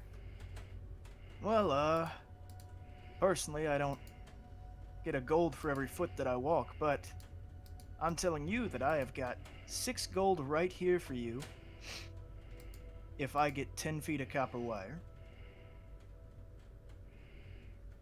He looks at you and he says, I will do this, but only if you do something for me. I'm in the business of doing things. May you please throw a potted flower through my window. Can I see if he's lying about? I mean, no, never mind. Where do you live, my friend? I live on Auburn Street. I have a big purple house in the middle of that sort of corner. I'm sort of a market mage as it is. My wife does not believe that people are out to kill me. So I want her to realize this so we can get proper. I want a dog, basically, but the wife won't allow me to get a dog since you don't have it in the budget. But if someone throws a potted plant through my window, maybe you could write like a threatening note there too. Maybe you could get that in there so that my wife can realize that my life is clearly being threatened by someone, so we can get a dog. Can I get like a? Can I try to see if this guy's up to something? Sure. Yeah, see if this guy's up to something. Did he just tell you what he was up to? Yeah, I mean, it sounded like he described what he was up to. I know Exactly yeah. what he was up to. Definitely, like, do an insight check. but it's like it's weird, you know. It's a weird request. He's a fucking wizard. Hey, not all wizards are weird. That's profiling. This one in you particular is weird. So you take a look at this guy. You see he's got a ring around his finger. You see that he has bags under his eyes. You see that he has a tone about him that like says, "This man is obviously a little crazy." This plan is not something a sane man would come up with. it seems that he is tired, and you think that this fight that he's been having with his wife has spanned maybe multiple years, and that he is on the breaking point, and that if he doesn't get this dog, they are going to get divorced. My friend, I feel like I might be able to make it a little better for you. Okay. Oh no, he's gonna offer to kill his wife. I would never do that. I'm good. How about I do some simple sabotage Okay. Around. I'm listening. around your house for you? You know, like nothing major, just minor things. You know, maybe something goes missing here and there. All right. You'll get it all back at the end, but All right. it'll make it seem like somebody is out to get you. Could you maybe leave like a threatening note? Maybe like you're from like some new organization of so like maybe you're from maybe you could like pose as like a lich that's stealing all my stuff. Of course, of course. And this one won't cost you any property damage. Okay. All I'm going to need is a copy of a key to your house. He nods and he do a persuasion check. Jesus Christ. This he takes a breath and he says, "I will agree to this deal if you guarantee me." What would that be? If this plan does not work, I want you to guarantee that you will definitely throw a potted plant through my window. Sure thing. He nods and he's okay. Let me just get one of the interns here to take my place so I get a copy of the key house and I will give it to you. This operation never happened. And you see like he creakily like takes a step outside the counter. And I and yelled you to him, see, I like, said, "What operation never happened?" I see. I will go forth and quickly get the keys. And you see him like very slowly creak out of this store. You see him like get one of the young interns over there, and it's this 19-year-old elf that clearly doesn't understand what situation just happened. And he says, "So that's 6 gold pieces for 10 feet of copper wire, right?" Yes. Okay, yeah, I can make that sell. Yeah, he quickly gets you what you need for 6 gold pieces. Thank you, friend. No problem. I mean, it looks like you just sell the deal with that guy. So he's my boss. So I mean, if anything goes wrong, I'll just ask him. Cool guy. Cool guy. Cool. So I can't help but feel like I shouldn't talk about what just happened over there. Wait, is this out of character or is this No. This is still in character. Like This is the elf man, Danny? this is Elfman. this is the elf intern that like has just kind of like been in the background of the store. He was kind of I rolled for him on the download to see if he would listen in. He got a nat 20 on his perception check, so he kind of just noticed this whole like robbery deal going down. So he looks at you and he says, "Well, I'm not going to say anything. So just like if this all just goes bad, I just didn't hear anything. I want you to know that. I just didn't hear anything." No, I'd hope that nothing goes bad if we're just talking about the prices of horses. I'm sorry, the price. Sorry, what? Yes. If you were listening, you would have heard. Outrageous these days. Right, the price of horses. Right, it's pretty steep, you know. All right, and you see this guy goes, "I'm gonna get you that copper wire now," and he quickly goes back into the back room to get you 10 feet of copper wire. And he comes out and he gives it to you. Thank you, my friend. I must be on my way. And I Alright. head out. He heads out. As soon as you like start to head out with your copper wire, you're greeted at the door by the old man as he slips you a key and he winks at you. He says, "Don't tell anyone." Okay. Okay, and he heads back inside. I'm very afraid of what you're going to do to this old man now, but I'll deal with that later. So, what does everybody else begin to do? I believe we've done Cavan, we've done Rufus, and Nope. we've. Oh, I'm sorry, Just Cavan. just Donovan and Cavan, Cav. Donovan. Yeah, Cavan, We haven't Donovan. done many, have we? Yeah, No, we we haven't No. done many. But I wanted to go shopping just for clothes. All right, yeah, just for clothes, you find like a beauty boutique that's in the in the main market district. You see Man. like oh, oop, Oh yeah. Ang mm, lupang. ooh, okay, that was a little upsetting, but I'm fine with it. You see like as you go into this beauty boutique that there are a lot of dwarves here that are doing most of the fashioning. You see that one like one in particular is like greeting you at the door. This male dwarf seems to be wearing like a nice suit and top hat with him, and it's a nice just like regular black and white suit with the top hat. And he says, "Oh, what can I do for you today, miss?" Hi, the name's Minnie. I'm just trying to look for some new outfits on the for the Of road. course, I of mean, course. Of course. What can I interest you in? Are you you looking guys for something something? so you guys something cute. I don't like the darker color. Oh, you and my dog. Well, we have, of course, we have something for you. Are you more like a summer gal, or are you more like a spring? I'm more of like a mini kind of gal. Ooh, all right, yeah, I'm sure we can find something for you, Minnie. Do you like poofy, or do you kind of like frill?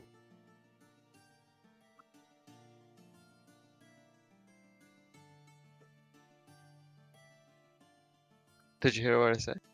No, I didn't hear No, what you said. I said I like frills. Okay, yeah. You see, he leads you over to a rack where you can see like a lot of frill dresses are, and he says, "Do any of these kind of spark your favor?" Ooh, I like all of these. How much is for all of it? All of it? All of the dresses in this. He takes a quick inspection. He says, all of this would be about. For just getting a bar estimate here. He seems to be checking like the tags on these things, and he says, "I'm gonna guess about 200 gold for all of them."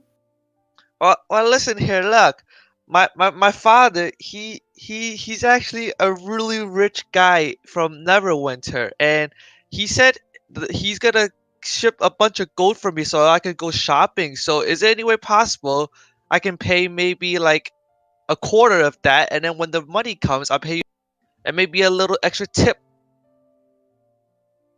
Okay, give me a persuasion check. Can I do deception instead? Oh, deception. Yeah, I think this would definitely be deception. Why does my character sheet always close? I don't get. Do you pop it out into its own tab? Yeah, I pop it out to his own tag, but then after a while, it just closes. Like it's just a blank. If you click on it again, it might do that.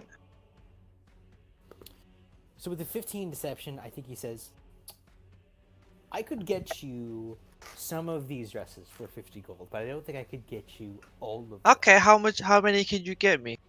I could give you like for all of them, probably for for the 50 gold, I could give you like 7 of it.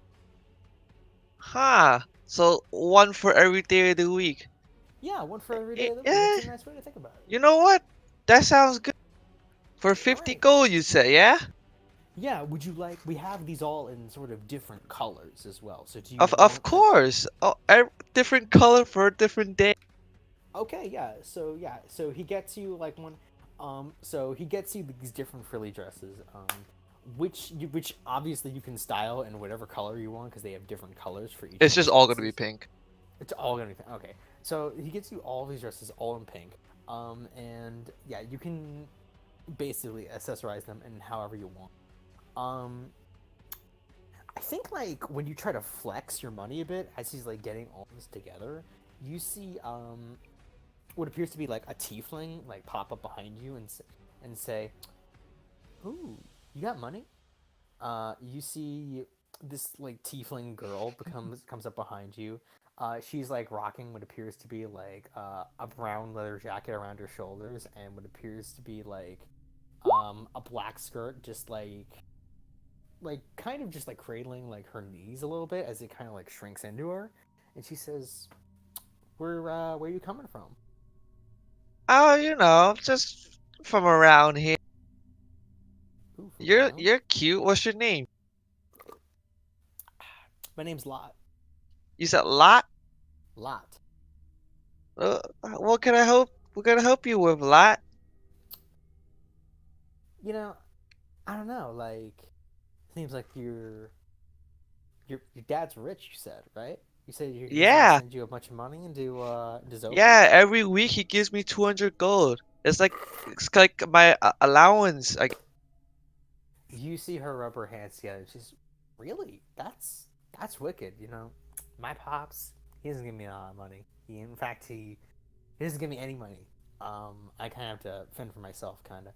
In any Oh case, yeah, my pops he's real stingy too. He only gives me 200. you see her like suck in like a bit of breath as you say that, and she's like, "Really? That's a damn shame." Listen, I would love to get to know. Like I said, my name's Lot. What's your name? My name is Minnie, but you can call me Min. Okay, man. You want to ride with me today? To where? Just like around town. If you're, I haven't seen you in the boutique. Like, usually, I know everybody that comes in here. Me and the dwarves are like this, and she like puts her hands together and she like pounds them against each other, and she says, "But I don't really like see your type around here very often." I'm gonna A lean in lot. close and I'm gonna whisper to be honest, I don't really like dwarves. They're kind of She nods and she says, they're kind of "Well," like shovelers and stuff. Yeah. she nods and she's like, "Girl, I know. I know they're pretty much like, but you know, we gotta let them in the stores." Yeah, but I mean, can't you get something like you know not dwarfish? What she says, well, I mean, probably because like, I mean, you could probably like hit up some of like the elves there in the city. I'm sure some of them know how to knit, but like, I don't know. I mean, you just stumbled in here, but hey, you know what? Maybe I can introduce you to some of the more sophisticated people in Zobek when you got the time. You know what, lad? That sounds excellent, but maybe not for today. I got a bunch of friends I just met today. I can introduce them. Oh, that's sweet. Do they got a lot of money too? Yeah, we got paid a bunch today. Hell yeah. Awesome. Yeah. Sure. Hey, do you mind if I like bring some of my friends too? Of course, yeah, yeah. We can have a big party together in the public stable. That sounds. Oh, Public Stable 3. She does some math in her head. You can see like she as she like lifts her hands up and she starts like uh, to the fourth. Yeah, yeah, we could do that. It was great meeting you. Like, hope to see you soon again. Sure. Yeah. Hey, listen. And she like puts a hand on your shoulder and she says, "Minnie, or Min, I can already tell we're gonna be good." And she like pats your I'm shoulder. excited. I'm excited too. And she walks out of the store. Does she have any like pouches or anything like on her belt or like Um, around her? you can do a perception check. Okay.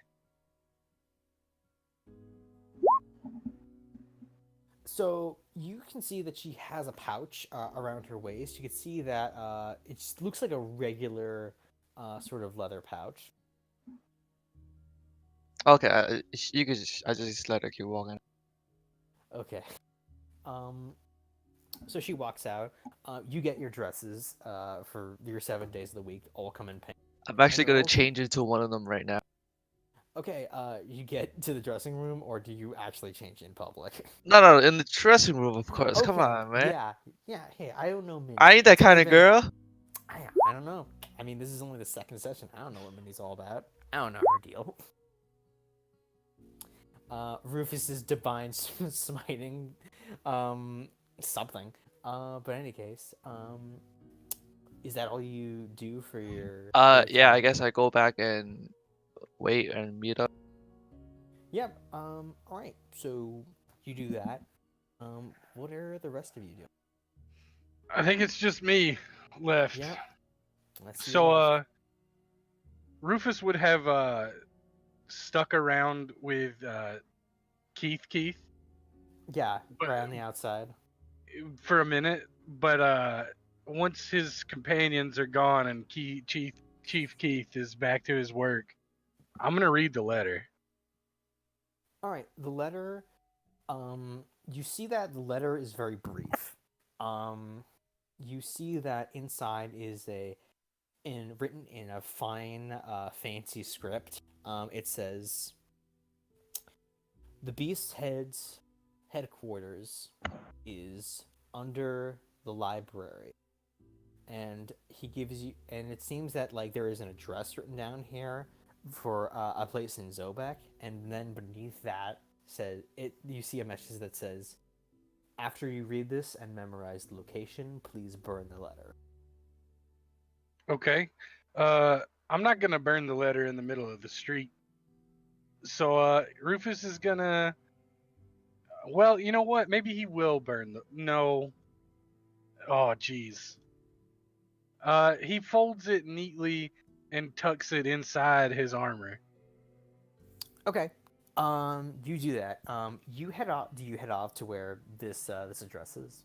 Yeah. After waving goodbye to Keith.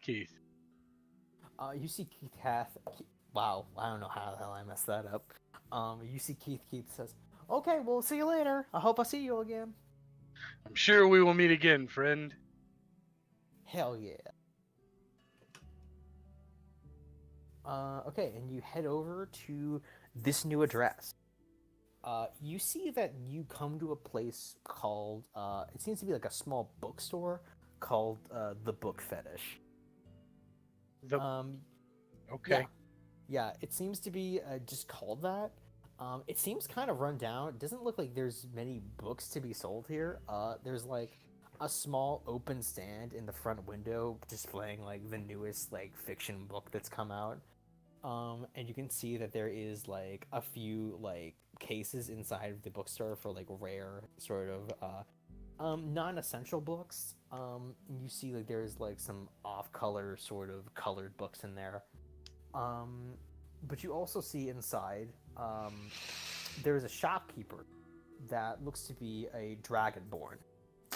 He's shining his watch gently as you kind of step inside, and as you do, you see the dragonborn say, "Hello, what can I? Oh, right. Well met. Well met." You see the dragonborn. He is a red dragonborn. Quickly gets up from his seeing position. He says, "Sorry, it's been a bit of a slow day." He kind of like walks around you and quickly looks over from side to side as he sees if anybody can see you, and quietly begins to make sure like the shop sign says closed as he flips it over, and he says, "I believe you're here for the section in the back room." Yes. Okay. He quickly guides you over to a hidden door that's in the back of the shop. You see him pull open a bookshelf to reveal it. You see he taps on it a few times in a simple sort of scratching motion as he scratches it. And you see it opens into what appears to be magical darkness. And you see the Dragonborn kind of gestures that you go inside. It's magical darkness? It's magical dark. Okay. Yeah. I'll go in there. Okay, you head inside. And once you do, you kind of walk for a bit inside of this magical darkness. You seemingly begin to like go downwards as you continue to walk forward. It's like a solid minute as you walk into this magical darkness as you kind of keep descending below ground. As you walk forward, you begin to hear things like the scritching and scratching of pen against paper, but you're not quite sure like where it's coming from, as it kind of echoes around your hearing. But you could definitely hear like there are multiple sort of people scratching on paper as you're like walking forward. Eventually, as you reach the end of this darkness, you appear in an office space. The office is very sleek, and as soon as you appear, you immediately notice a few things. One, there are two gargoyle bodyguards that flank both your right and left shoulders as you appear out of the darkness. They're stone in nature, so they're not like flesh gargoyles. They're made out of stone. And they don't look particularly happy at all. But that just may be because they're made to look like that. You notice that the person behind the desk is turned away from you as you come in. And the third thing you notice is that there is a dead body just lying on the floor near him. And you hear the voice behind the chair go, "Ah, Rufus. It's nice to see you." I wish that I could say the same for you, friend. Who is this? You know what? Maybe I don't want to know who this is. I was about to say, some things are better left. You see, turning around, you see what appears to be a high elf. There are a few features on his face that mark him from being the norm, however. You see that his eyes are glowing a bright red color. You see that there is a scar draped along his entire cheek, which seems to be in a spiral color. I'm sorry, not in a color, a spiral shape, like someone carved in a spiral on his cheek. You see that he has very muscular features that kind of discern him from other high elves you met. Most of them are sort of hoity-toity, but not this guy. And he says, "I must admit, most of my messengers described you in details, Rufus. This is quite a sight in front of me. You look well." Did he just come on to Rufus? No. Make an insight check.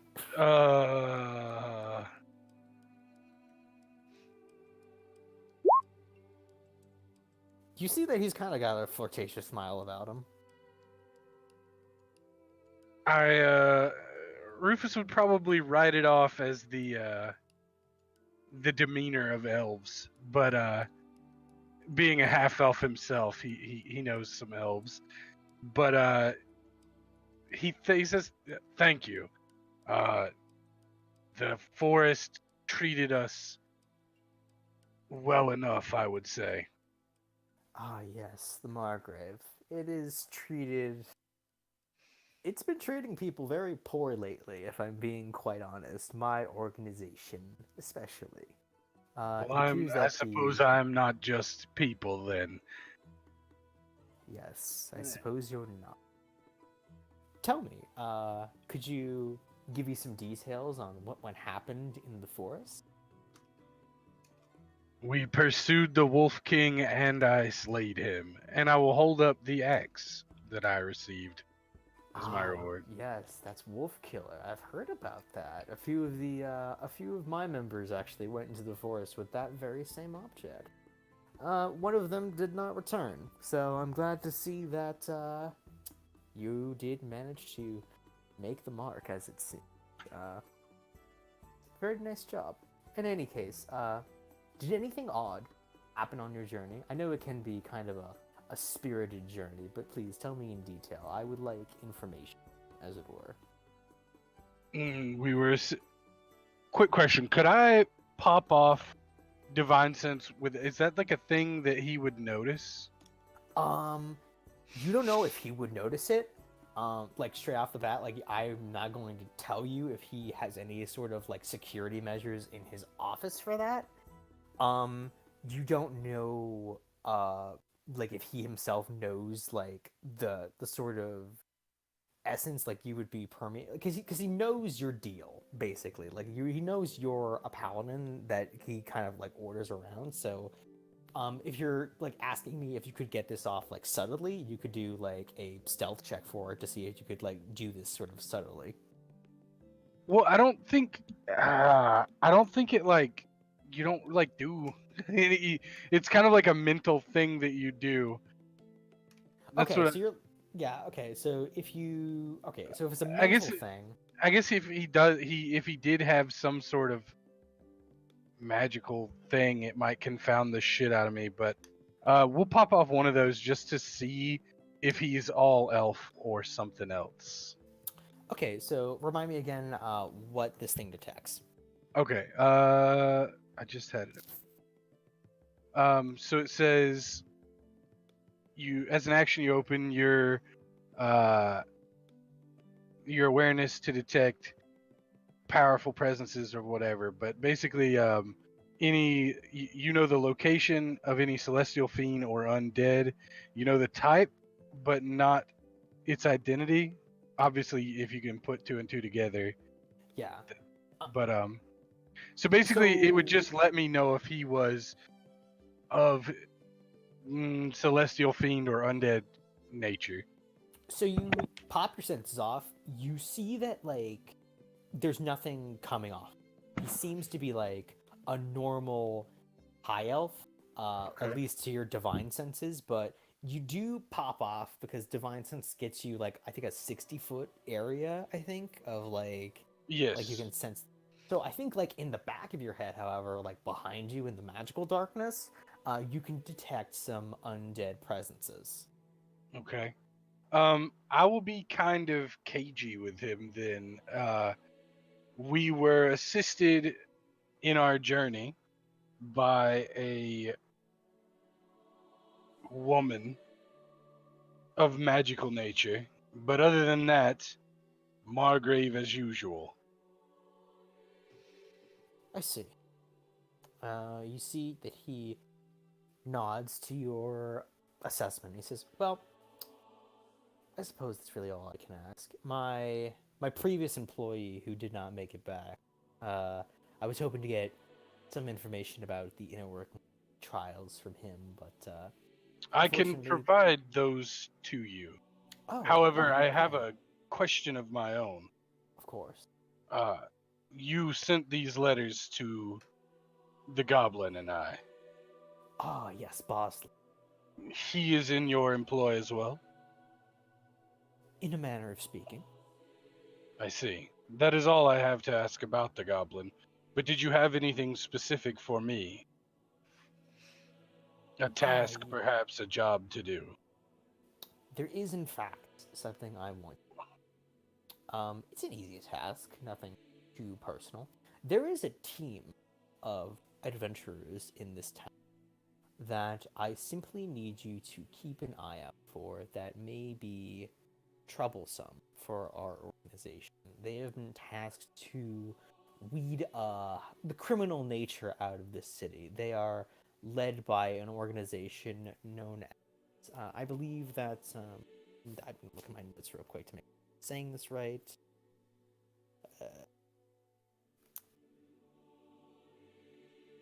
Have the notes then. Cool.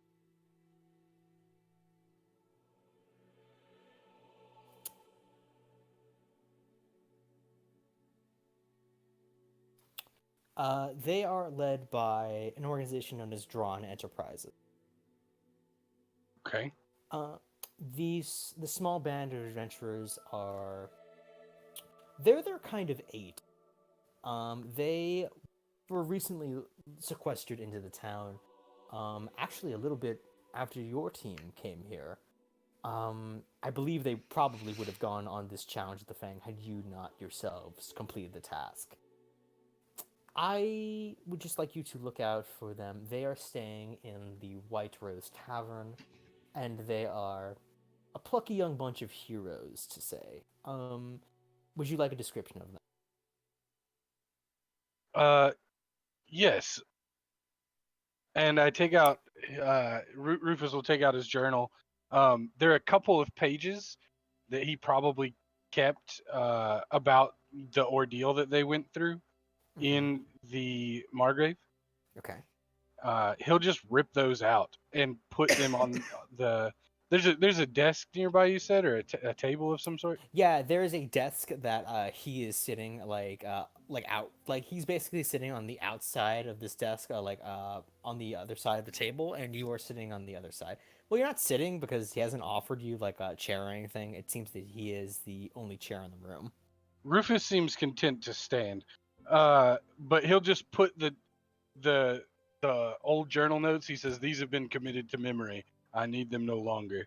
You'll find what you need about the operating of the trials within, and then he will produce a quill and go about writing down whatever he's told about the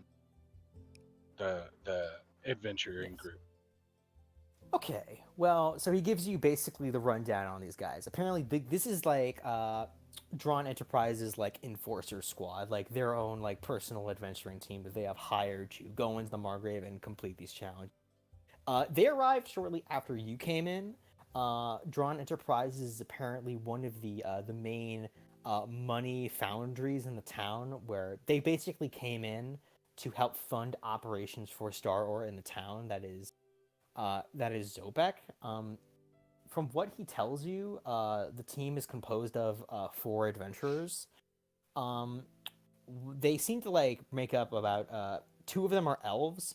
2 of them are the 2 elves are called Brahma Luthier and Oak True Strike.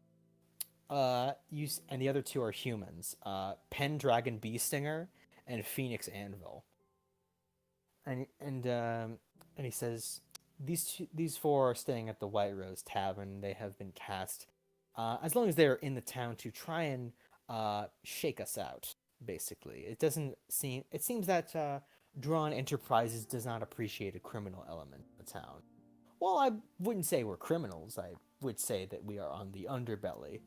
It seems that she wants a stronger foothold on this place. I would like. Okay. Understood. Shall I inform the goblin? Yes. When you do, tell him that I would also like to see him, if he has them. Indeed. Will that be all? He takes a moment, and he looks down to the dead guy that's also in the room, and he says, "Yes, that will be all, Rufus. And please." He takes out 20 gold, and he puts it on the table, and he says, "Get something nice for yourself." Rufus hesitates for a moment, then takes the gold, and leaves. You hear the elf say, "But it's nice talking to you. I hope that we can meet again soon." Rufus does not return the courtesy, and continues on his way out. Quick question, and then I'll probably head back to the stable. Do I pass the Kobold Ghetto on the way? Yes. So basically, this store that's being like a face for this criminal operation, the book fetish, is basically not in the middle of the Kobold Ghetto, but they're right on the outside of it. Kobold Ghetto adjacent? Yeah, they're adjacent. So I guess if there is, you said there was like an area where people were kind of gathered, where kobolds were kind of gathered, like weightlifting and stuff. Yeah, they're basically weightlift. I will approach them and inform them. Any kobold who dares vandalize the mayor's house again will have to deal with me personally. Rufus Eskew, strong hand of the law. He's not the strong hand of the law. I don't know why he would say that. But yeah, he does. Fuck kobolds. Give me an intimidation check. These are some pretty. Whoa. Yeah, I got that lag. I'm sorry. Yeah, these are the size of these kobolds that you're trying to intimidate. They're bigger than the town? No, they're just like swole kobolds. Swole In bolts. the index that I have, they're called swolebolds. I I knew it. Yeah. So this is 17. I'm gonna roll for these guys real quick. Well, how big can their intimidation be? They're like 3 feet tall. I think they get. They get a natural 18. You see this guy who's lifting weights quickly like bends the weightlifting mechanic that he's got in his hands, throws it to the ground with a clang, ding ding ding ding ding, and it rolls like across the road. He like gets in front of you, Rufus, and he says, "Listen, puny human. I got 5 claws on one hand, and I got 5 claws. And if you don't get right out of my face right now, I'm gonna use all 10 of them to throw you right out of Zobek." I see your. Hold on. This is just a personal thing I do sometimes. Yeah, I see your claws and I raise you a sword and I draw it. You I see found you see him like pump both of his arms, and you see that like 3 other swole balls like start appearing like out from around the corners, and he says, "I raise 30 more claws against your puny sword, little man. So what's it gonna be? Do you want to get beat up on Kobold Alley, or do you want to walk away?" So you need friends, you, scaly boy. How about this? Me and you, no swords, just fists. I win, you keep your trash away from Chief Keef's working area. You mean the mayor's place and that moronic employee he's got? The one with no muscles to speak of? Nobody calls Keith a moron.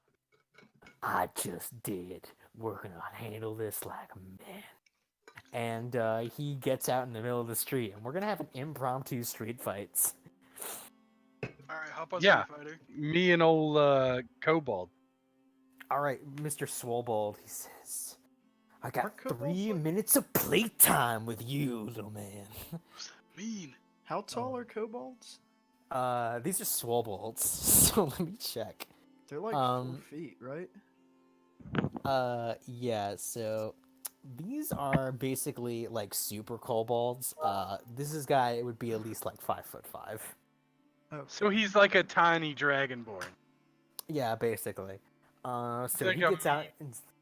He gets out into the middle of the street, and how we're gonna do this is that you see like a bunch of other swobolds like circle up around you as like kind of like a fighting pit almost, and we're gonna roll initiative. I'm gonna lose. That's a 1 versus a 10. Okay. I don't think I even really have to like get this out, but the turn order is the kobold definitely goes first. So what he does first is that he is going to straight up give you a slam attack. So he's going to do that. Does a 14 hit you? It does not. So he takes both hands and he begins to like swat at you, but you just definitely roll under his attack, and it is your turn. So I don't feel like using my sword on this unarmed swobold would be honorable. So unarmed attack is just strength roll basically. Yeah. Okay.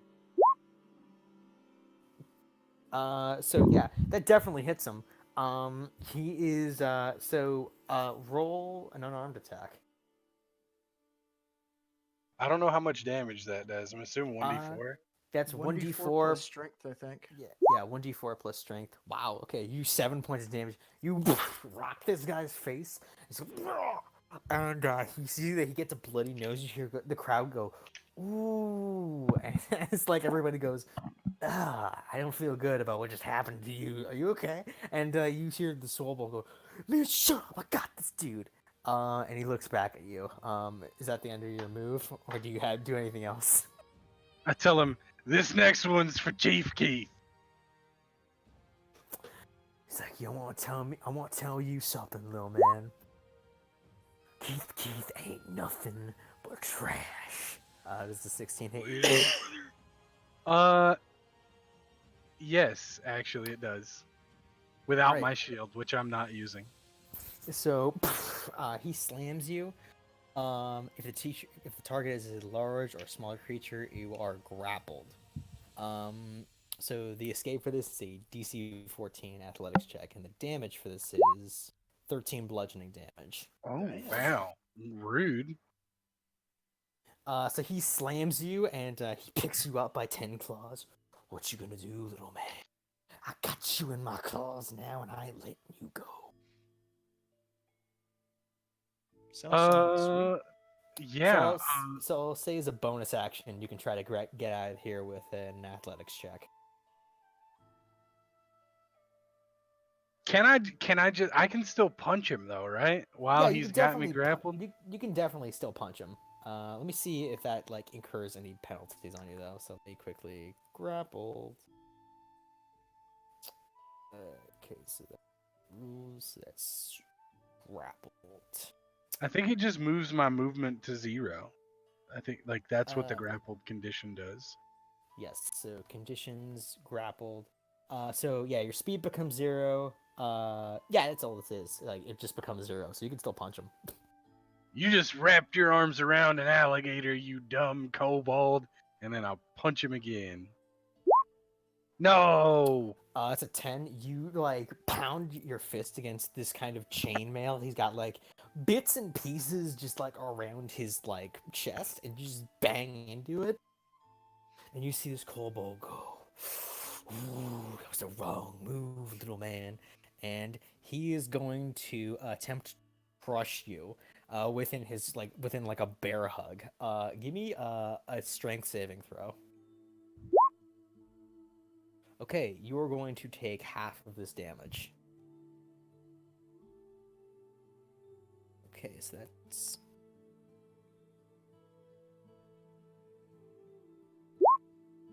So you're going to take 10 points of bludgeoning damage as he crushes you in his grasp. What do you think of that deathlock, brother? Good. I make a good noise. Take him Oh down. man, this is. Are you gonna die? I'm getting beat up by a Swoble, dude. Are any of us around here? Where's my shady neck in the wood? Am I gonna walk by here? Should have just stabbed him in the head and be done with it. You guys are currently doing market stuff right now. He's getting into a fight with like a straight up like Swobold. No saving you, dude. I'm just out here chilling, cooking. You know what? I will try to bonus action escape with athletics. Okay, give me the athletics. No, That's no, an my eight. roll. Nope, that's not gonna hit. You see the Swobold go. Ooh, can't escape, little man. I got you in the grips. I got you in the Well, if I can't escape, at least I can touch him with my fist. Yeah, that does hit actually. So go ahead and punch him. Ooh, the highs and the lows. You just see you punch him in the gut. He winces, but you see him like, staying strong. As how many health points do you have left? Not very many. So you see him look at you, and he's going to attempt to crush you again. So make a strength saving throw. That succeeds. So you're going to take half damage again. Oh, low rolls. Low rolls, but still, you succeeded. So you're going to take half. Oh, low rolls. Let's just hope he gets like, Ooh. that's it. So you're going to take 13 points of bludgeoning damage as he continues to crush you in this bear hug. He would have knocked me unconscious here. Okay, he does. He wins. The breath leaves you, and you are like you are unconscious in this Swobold's grasp, and you hear the cheer of the crowd as he slams you to the ground, completely knocked unconscious. Roll me a d20, just like a straight up luck check.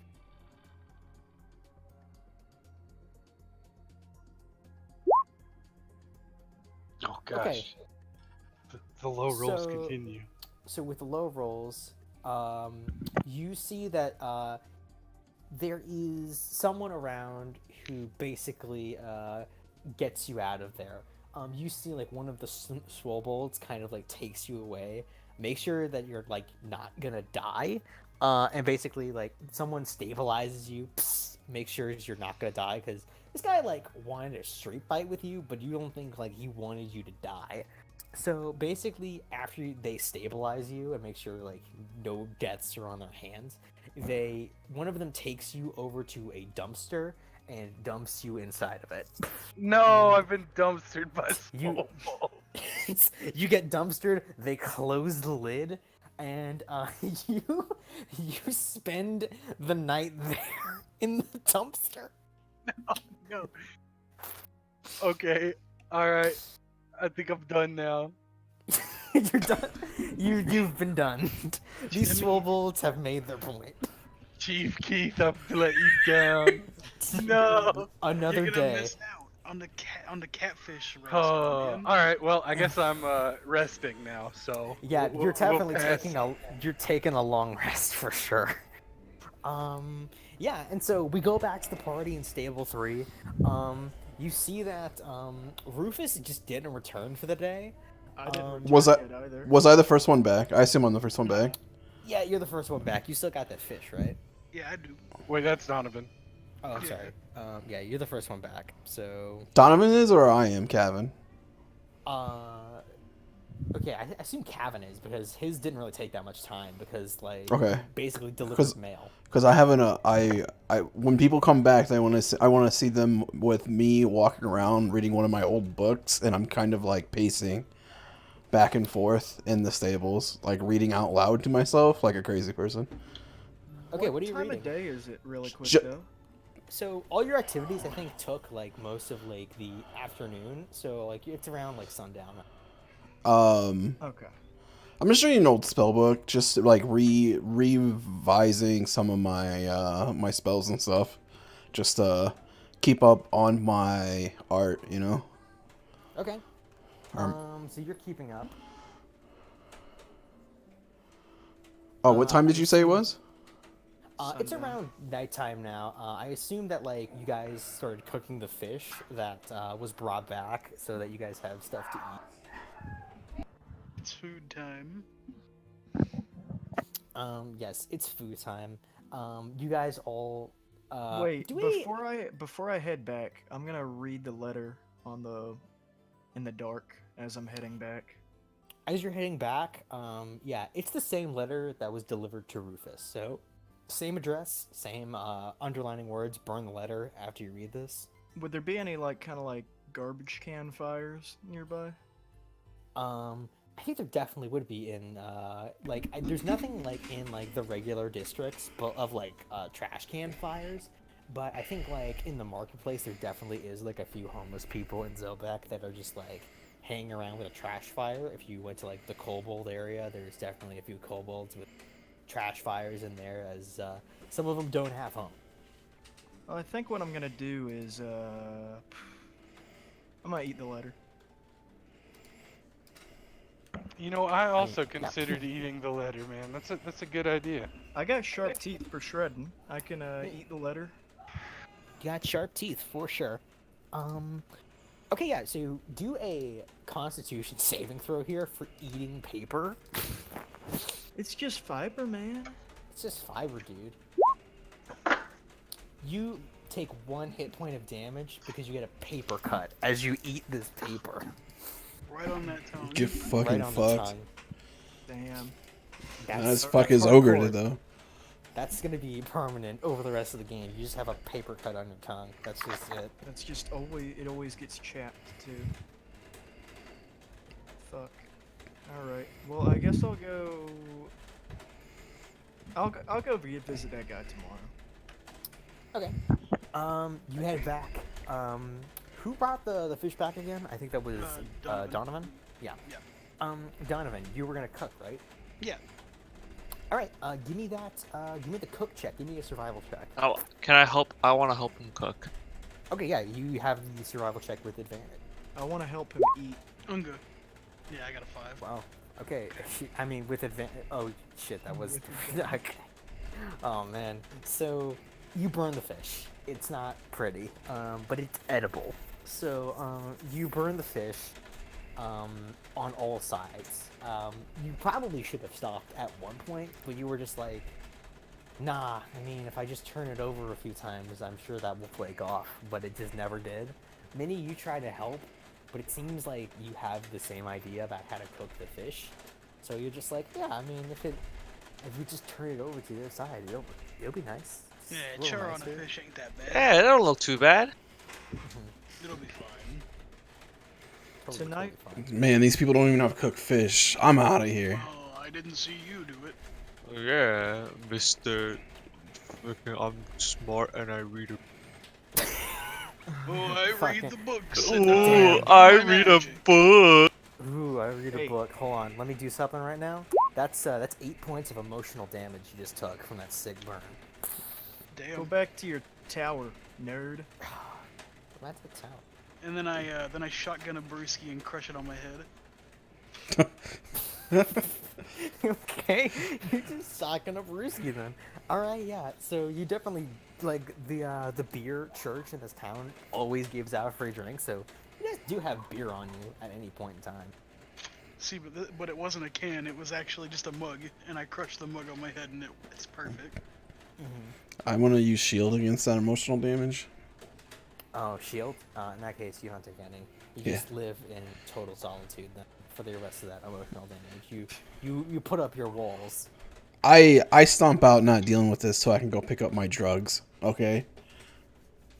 Yeah, okay, drug boy. Hey, before tomorrow, can I try to make this? Let me sing you this. Let me quickly look at this. Whatever. To me. I would think yeah, you could try to do that. Give me a survival check. Oh, okay. Oh, wait, I think my survival's not bad. Oh, except for there. You definitely tie some of those to your bolts.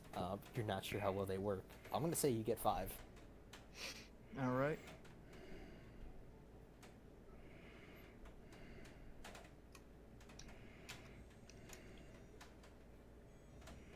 Okay.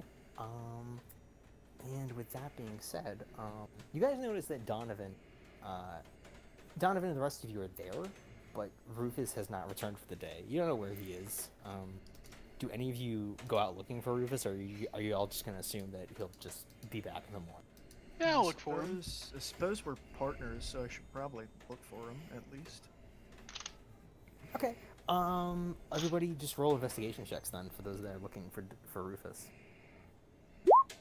I am not looking for Rufus. I am buying drugs. God, Okay. constant one digit here.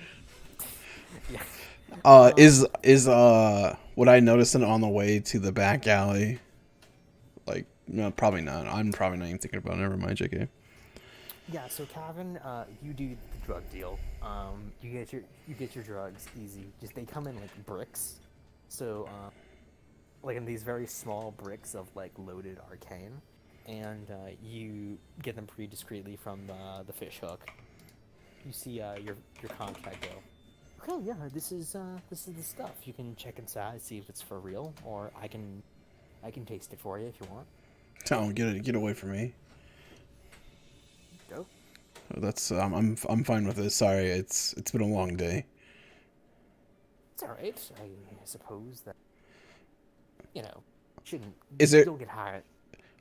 Is there a surface near us? I have to look around or something. Anything?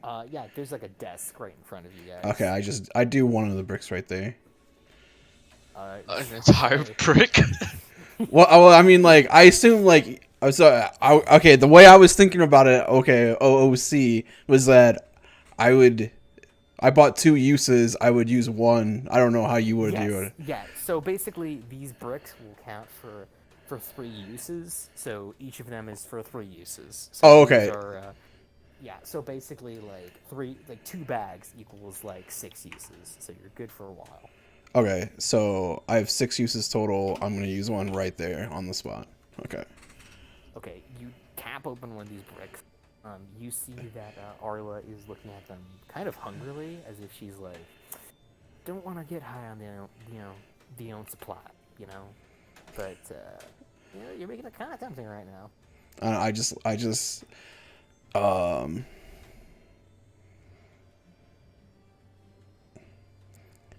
have that good sigh of relief. Like I finally hit the spot, that craving that I've been looking for all day.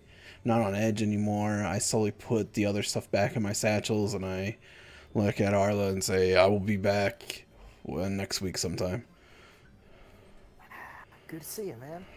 When you take this hit, please give me an intelligence saving throw. Intelligence saving throw. Okay. Okay, you're good for now. However, you get the feeling that like maybe the hit this time was not as good as the time you had in the forest with those dryads. Oh shit. Okay. It's fine for now, but you're just like, you know what, this hit wasn't super. It wasn't the peak that I had. Okay. Purity, man. God damn it.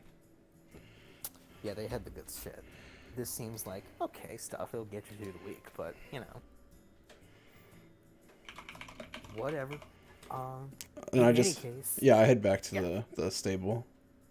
Okay, Bosley, as you're kind of looking out for Rufus, you catch wind of a figure like him getting owned by the Swobolds and the Kobold ghetto. You find him unconscious in a trash can. Not in a trash can, a trash, like, just like a trash refinery. No, what the hell am I talking about? A dumpster. That's what I can't believe I just said trash refinery. Like that's a real thing that goes on. I've been pressed into a compact block of trash. That's where you trained. I've been pressed into compressed trash, and then I can get him next. But yeah, so you find Rufus completely like knocked out. Completely like you see like some blood spilling out of his mouth. He's not dead, but like he's pretty knocked out. Okay. I will slap him in the face to try to wake him up. Wake up, Lieutenant! He's at 0 hit points, so as soon as you slap him, you just see like his knocked out expression not change because he's unconscious. Oh lord.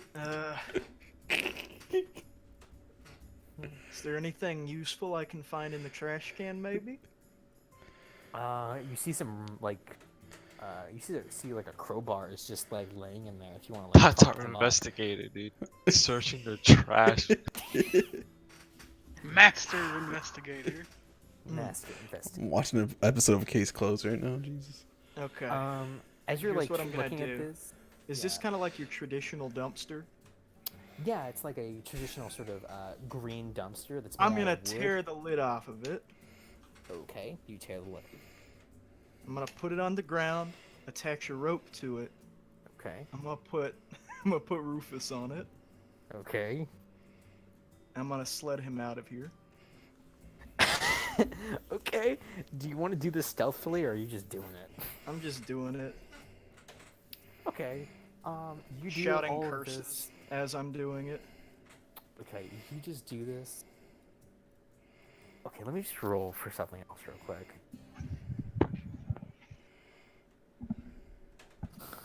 How does the little goblin get his giant body out of the trash? Can't call. Okay.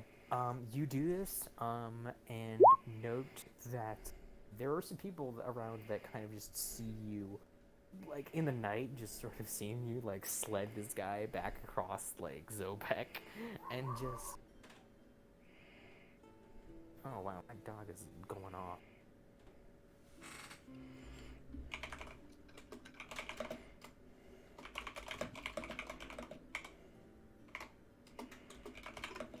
Oh, yeah.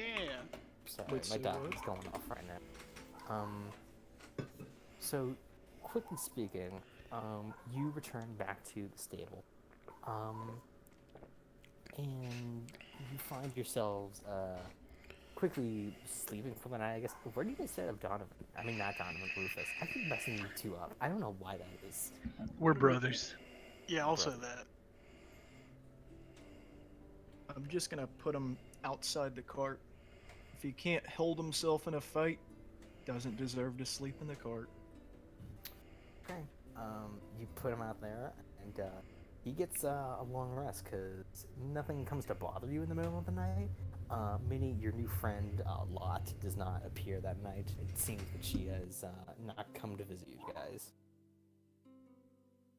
She already forgot about lot. Of course. Lots not on Minnie's mind. The next day comes, and I think guys, someone like slams like a paper like at your stable doorstep, and you guys see that it is a paper of the Zobek news articles. You see like inside the Zobek news articles, like of course, like there's like the front page news that you guys saved the town, from not really like I should say not save the town, but considerably helped it. So you guys are sort of figures within it. There's no pictures in the paper, of course, because pictures haven't been invented yet. But they give like very like good descriptions of like who you guys are. As you can see through the pictures, there's nothing like there's nothing of ill intent of you in the paper, which was what Zobek was worried about. So it seems like whatever Portentia was doing was has not come to pass. So nobody's slandered your good name. In fact, it seems like there's like a relatively positive reception to this, as it also says that you gave money to the families of these people that were killed, which seems to like be upping your reputation a bit as good Samaritans in Zobek. And as you guys kind of like get the paper slammed in your face, I want you guys to like give me perception.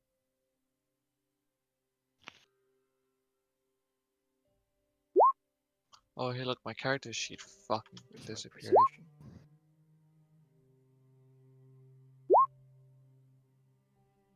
Okay. So just quickly do here.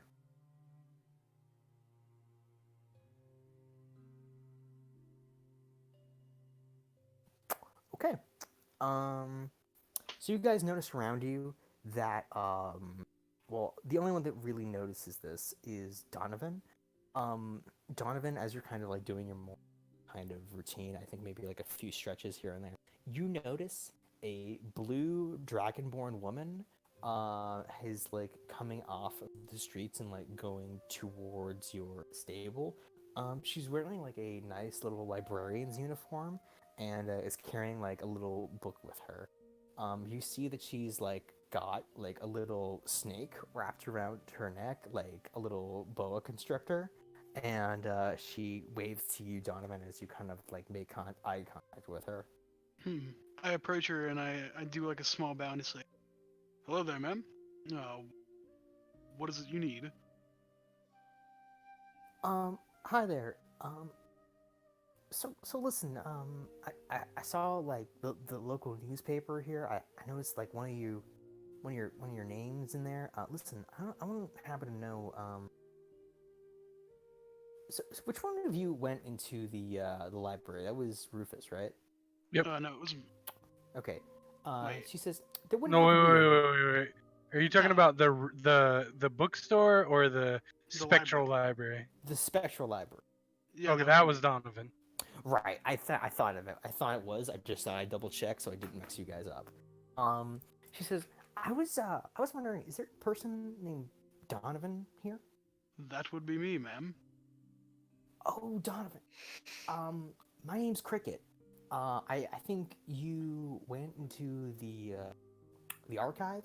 Yes, I saw your name. Cool. She like looks eyes with you and she says, so how did you get in there? Let's just say it's kind of hard to explain. I'm gonna need like more concrete details if you don't. Teleportation. I just put it out there, I guess. Okay. She like you see the like she begins to think on. Okay, listen, that that that archive is my responsibility, and I'm not supposed to let other people into it or like let them check anything out of it without like notice. So like, did you do anything? Did you take anything out of it when you were in there? No, no. I was going to get some help with the. I pressed the bell and it sent me back. I don't know why, but I was You trying see to like get some help. a big sigh of relief comes out of Cricket. She's like, oh, thank God. Okay, the bell is the bell is how you get out of the archive. If you that is you press the bell, you will get sent out of it to whatever position you were at when you weren't in there. So that's the exit button, basically. That just adds more questions. It's a weird place. It's not exactly a normal like archive room. Listen, all I needed to know was that you didn't take anything out of it. It's all good. Please don't go there again, or No. I'll have to come back and have a conversation with you that we both won't like. Well, why can't I go back? That's a place for librarians of my caliber only. And she gives you this like look that says like that should have like a deeper meaning for you, but like you don't know what she's talking about. I kind of just shrug at her and say, "Well, I mean, I can't say that I'm not gonna go back there accidentally." Uh, okay, well, if you do go back, just write your name in a little pad of paper. Just hit the exit button. Don't take anything. Don't say anything. Especially don't talk in there. I hope you didn't talk in there because you're not supposed to talk in that archive at all. I Total, kinda total. like- I kind of like scratch my chin and say, I don't think I did. Okay, we're all still good then. All right. Well, listen. Thanks for being so honest with me. Usually, people that go in there are not super honest with me, and I have to just have longer talks. Usually, the talks do not go well. So, thank you for I doing this. interrupt her and I say, "So I can go back and read a book, yes?" Not in that archive. No, you cannot. I mean, you. Okay, listen. I'll be honest here. You can read stuff in the archive. It's not good for you. You'll get like really tired in there, and it'll probably like affect your health. But like you can read stuff in there. Just don't take anything out. All right. Just don't hit the exit button while you've still got a book in your. Okay, just to make sure I won't go back there without your permission. Where is it? It's she gets like a real worried look on her face, and she says, okay, listen. It kind of I don't know if I'm breaking the rules just by saying this. Okay. That place resides in the Margrave, Oh, and it's a secret place that I cannot tell you about, because if I told you about it, I'd be breaking an oath that I made. I'm not sure if I'm even breaking that oath right now just by telling you that it's in the Margrave. But like, listen, just to like sedate your interest, place. I don't know if that's even possible by this point. You just gotta like promise you do not go in that place, okay? How Well- close are we to this conversation? You guys are like they're holding it like right outside the stables, so you can listen in on this if you want. I'll try to pick up on that. What kind of Uh, roll would that be? That would be a perception check. Oh yeah, Boz, you get all of the good deeds. Hell yeah. and I guess I just say to her, "Well, I won't go back unless I absolutely have to." No, you will not go back there. Period. That's what I kind of need to hear here. Well, yes, but like I said, I don't know if I don't know how my teleportation works. Sometimes I may just go back there by accident.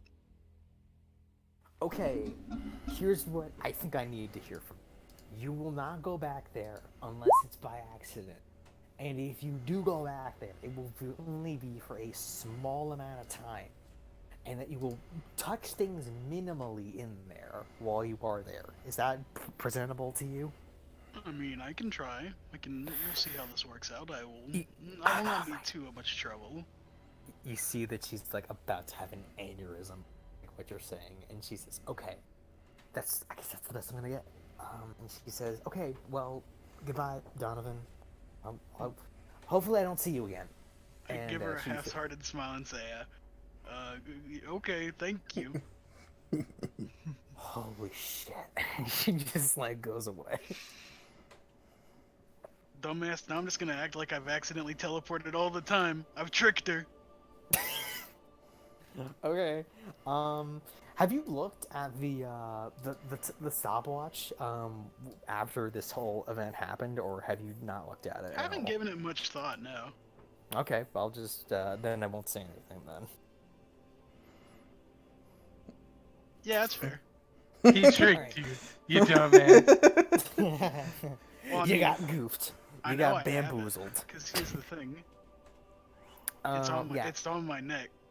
Because when you mentioned, oh, you can, it has the band. And I was like, Yeah. Now Put you it know under the my name of the coat. place, though. So you can, like, literally just go there if you're within 10 miles of it, right? Yeah, that's the trick. Actually, hold on. Let me see if that's just to get directions to this place. If you want, you can Oh, use teleport to just get there. damn. However, the last time you tried to teleport, it had the side effect of sending you to this sort of like hellish archive. So you don't know what happens if you just use it again. Or if you used it to go to the archive. Yeah, but what if you fucked it up trying to go to the place? Where would it send you then? it's a good question. Take a long rest and get out. Yeah, because you can long rest in a boiling pot of lava or some shit. You never mind. Look, if that's ever a problem, just empty out Potluck, get in him. He's probably durable. Just We're not- Hearthstone. We're not gonna think about getting in lava. So, okay, what's next? Well, I got the shit kicked out of me by a bunch of fucking goblins. How beat up does Rufus I look? mean, Do we notice? Or are you saying that? Yeah, in character. Swoble- Oh, okay. I didn't know. Hey, I got beat up by Swobold yesterday. How about we march down to Swobold Town and I use my sword this time? I Did- angrily say, I heard you got beat up by kobolds. And who started this said fight? Well, I told him quit vandalizing, and he said he was gonna claw my eyes out. So I said, "You want to go? We'll go." This is why you don't stick your nose in other people's business. You know what? Bunch of dirty ass kobolds. You know what? They're dirty ass kobolds. Let's go. Dirty ass I'll kobolds? come with you next As time. much as I would Justice for love- Keith. As much as I Okay. would love to pack in some kobold shit, my friend, I have a job to do. Okay, I refuse to be part of this. You refuse. to be part of Justice for Keith. it. Rufus, do you tell Bosley about like to go over to the place, or do you just not do that? If we get a discreet moment, I will inform him that he has been summoned. Okay. So yeah, you are you all heading over to the Kobold Ghetto? I'm heading to Seems the like old it. man's house. I got a Oh. job I gotta do. You don't gotta do that right now, my dude. You can't throw a pot in somebody's window in broad daylight. There's a little more to the throwing the pot in the window. I'm not throwing a Oh, pot I in the was window. very confused because I had forgotten that you had to basically do this.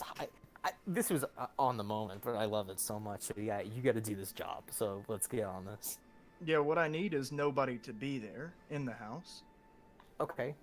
Yeah. So you head over to this big purple house in the middle of Aubrey Street. You see that in the daylight, it has there are just like a few people walking around because it's in the middle of the day. And what do you do? You've got the key to this old man place. It seems like a quaint little house in the middle of town. Not in the middle of town. I'm sorry. It's not in the middle of town. It's sort of like on the outer rim of it. So like probably like Yeah. Can I look for some sort of back entrance? Sure. Give me an investigation check. Because I don't just want to like enter through the front door.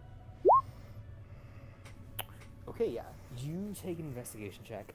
You see that there is a back door of the house that leads into a garden. Okay, I'm gonna try to sneak in to the back of the house. Awesome. Give me a stealth check. So, you try to dexterously leap the fence to get into the back area of this house. You try to climb over. You see the fence collapse beneath you, and a huge crash like comes over. And I'm gonna roll to see if anybody noticed. Yay! Yeah. So people with a 7 perception, you see like a window open up on the side of the house. You see this like old woman with curlers in her hair, lean out and say, "Hey, you, get off on my property."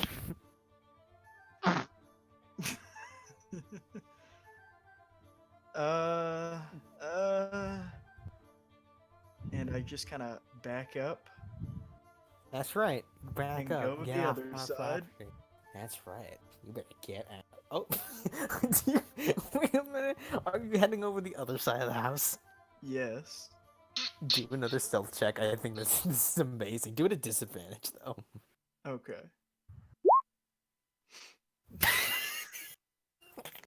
Okay. You see that Wait. there's another fence on the other side of this house, Okay. and you begin to try and jump Oh, that one yeah. with a better form. This one also collapses onto a big heap. You see the old woman crane her neck out of the opposite end of the house on another window, and she says, "Hey, get out, property." Okay. I get it. I get it. You win this time. And I back away. Yeah. What's your name? My name? Yeah. What's your name? I want your name. I'm gonna alert your parents about this. My parents? No, please, miss, don't tell my parents. I'm gonna tell your mom. I'm gonna tell your mom, young man. Look, miss, She's I gonna was make just you trying feel- to I was just trying to grab flowers out of the back garden for my wee girlfriend. For you what? Okay. For your wee girl. For your Okay, weed see, girlfriend? You see, I'm just a wee fella. I've got a wee girlfriend. Okay. Yeah. Do a deception roll.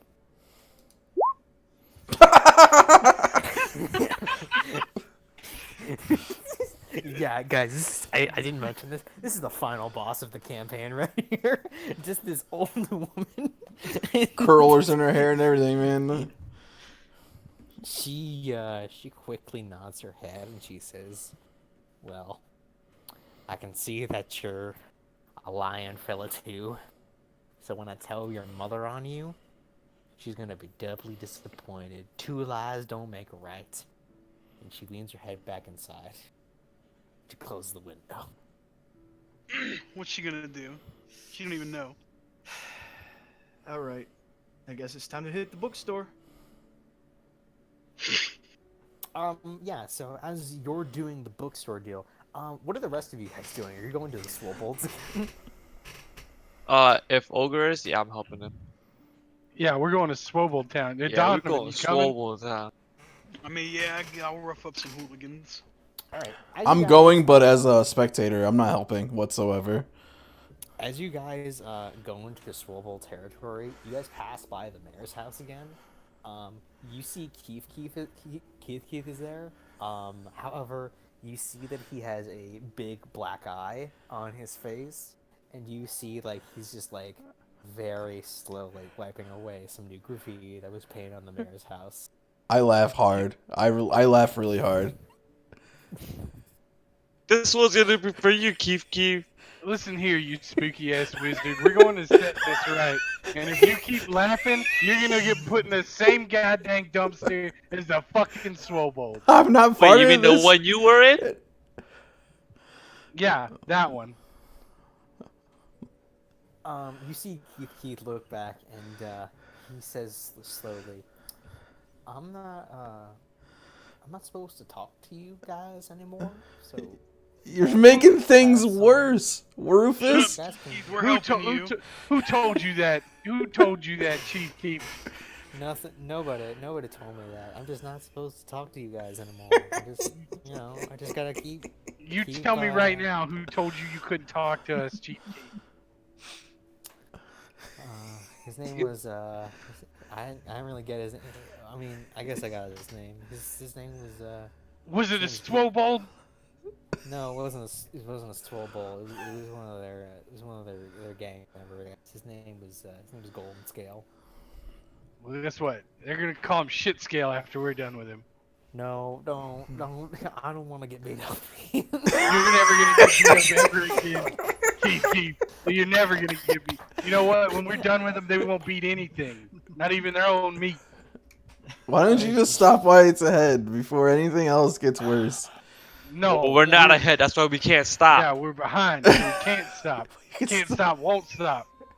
Come on, Keith. You're coming with us. We're going down there. Make a persuasion check at disadvantage. Can we get normalized? I'm helping him. Okay. Can he get back disadvantage? I'm telling him to stay here. Come on, Donovan, help us out. I'm yelling. I'm saying, Keith! Hey, any sources of advantage and disadvantage cancel out, dude. I've never heard of a player wanting to actively insist disadvantage, so yeah, this is still disadvantage. So roll that again because you have disadvantage. Hell yeah, dude. That's, Oh, it's a religion. That's Yeah, that's damn it. religion. That's first. You got a 14 now, so he says, "You know what? I think it's time that Keith finally met his maker. I guess I'm going with you guys." Oh, ripped his fucking no. head. You're not gonna Yeah. meet no maker, Keith. We're gonna. It's time you stood up for yourself. You know, I might have failed alone, but united, we will stand. This You is gonna... see Keith hold up one sponge brush, and he says, "Hell yeah, Hoss, we're gonna Yeah, do bring that. this. We're gonna need to clean up some blood afterward. I'm gonna clean the scene so nobody No, gets in Keith, trouble." you don't. This is what you need. And I put Wolf Killer in his hand. Okay, yeah, he takes 12 Killer and he says, "Oh my god, I can feel the power. I can feel it. This is like a scrub brush, but like on steroids. I can use this." Exactly. Scrub Let's- away. Rufus, what are you doing? Why are you arming civilians? This is the hero of Zobek. This is Chief Keith, dude. We're You're going. causing a riot. Yeah. He has to scrub this shit off every day, and they beat me up for trying to tell him to stop, and it's not happening. Exactly. No more. You can either get in on it, or you could be one of the haters and the losers and the vandalizers, or you could come with us too and tell these Be a Swobolds hero. to stop their shit. This is what winning's about. I'm telling you. This is Zobek way. Yeah, this is Zobek way. They give me a black eye. We take an eye. I say, yeah, buddy, and then I hand him my longbow. Oh my He's God, already yeah. got a weapon. We're gonna start him out early. We're gonna take him from surprise with the bow.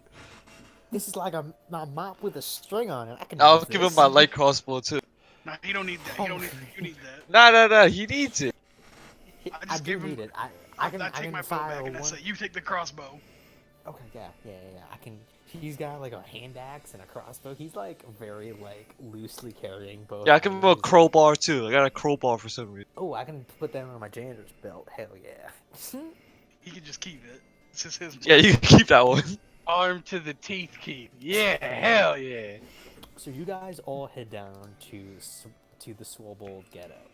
I mean the Kobold ghetto, but it is mostly run by Swobolds.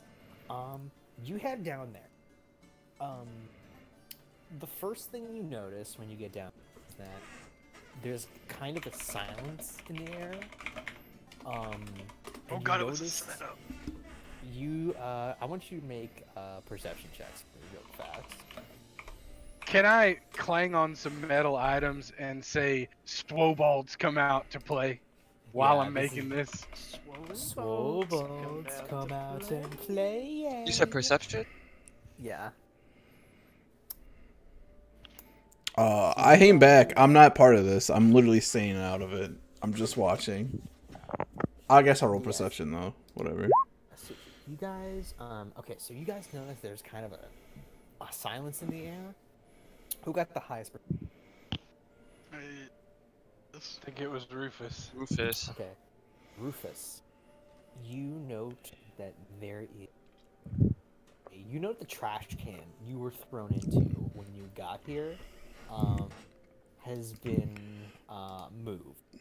You see, it's moved to the middle of the street up ahead of you, with a big X on it. that means I hold up a hand and inform my friends to stand back. I will investigate. It could be a trap. Or the goblin could investigate. I'm not with y'all yet. Yeah, you guys aren't with him, so. you Oh, guys there don't was. know. I ask where our goblin is. He's currently out. If anybody wants to see if this is like a trap or whatever, you can make an investigation. Yeah, I'll investigate it then, since I noticed it. Or actually, after that, I'm kind of headed that way to get to the bookstore. Would I notice anything on the I way? think, yeah, like the bookstore is adjacent to the Kobold alley, so yeah, you can make a quick side in if you want. Yeah, I'll just join them as I'm walking by. Yeah, you're walking by. You take like a slow roll Is there- over to that store. Is there a so- bench on the sidewalk or something I can sit on? Yeah, so yeah, you have a sidewalk you can sit on. Rufus, Definitely hear Rufus doing a war cry, so I'm probably gonna investigate Okay. that. Yeah.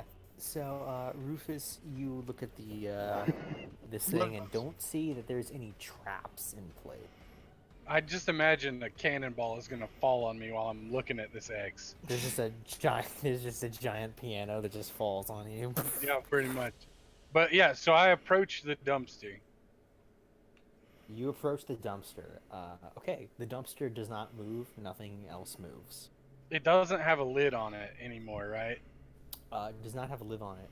However, as you look inside, you notice the form of a kind of grisly, torn apart Swobold is inside.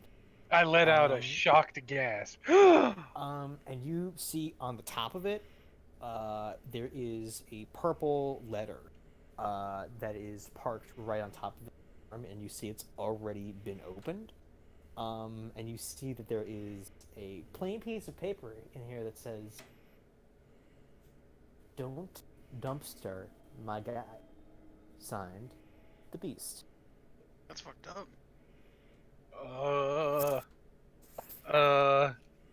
I set the letter on fire. Yeah, you think that that like the Beast's like next door neighbors with like these guys, and he probably heard about this shit and was not happy. So, is this like, are there any other like, there are no other kobolds around right now, or? It seems like this street is like abandoned right now. Like this grisly display, you know two things about this. One, nobody seems to be here, but even more suspiciously, no guards are here. Nobody is like reporting this. This is just a dumpster with a dead body in the streets. Nobody is policing this. There are no investigation teams.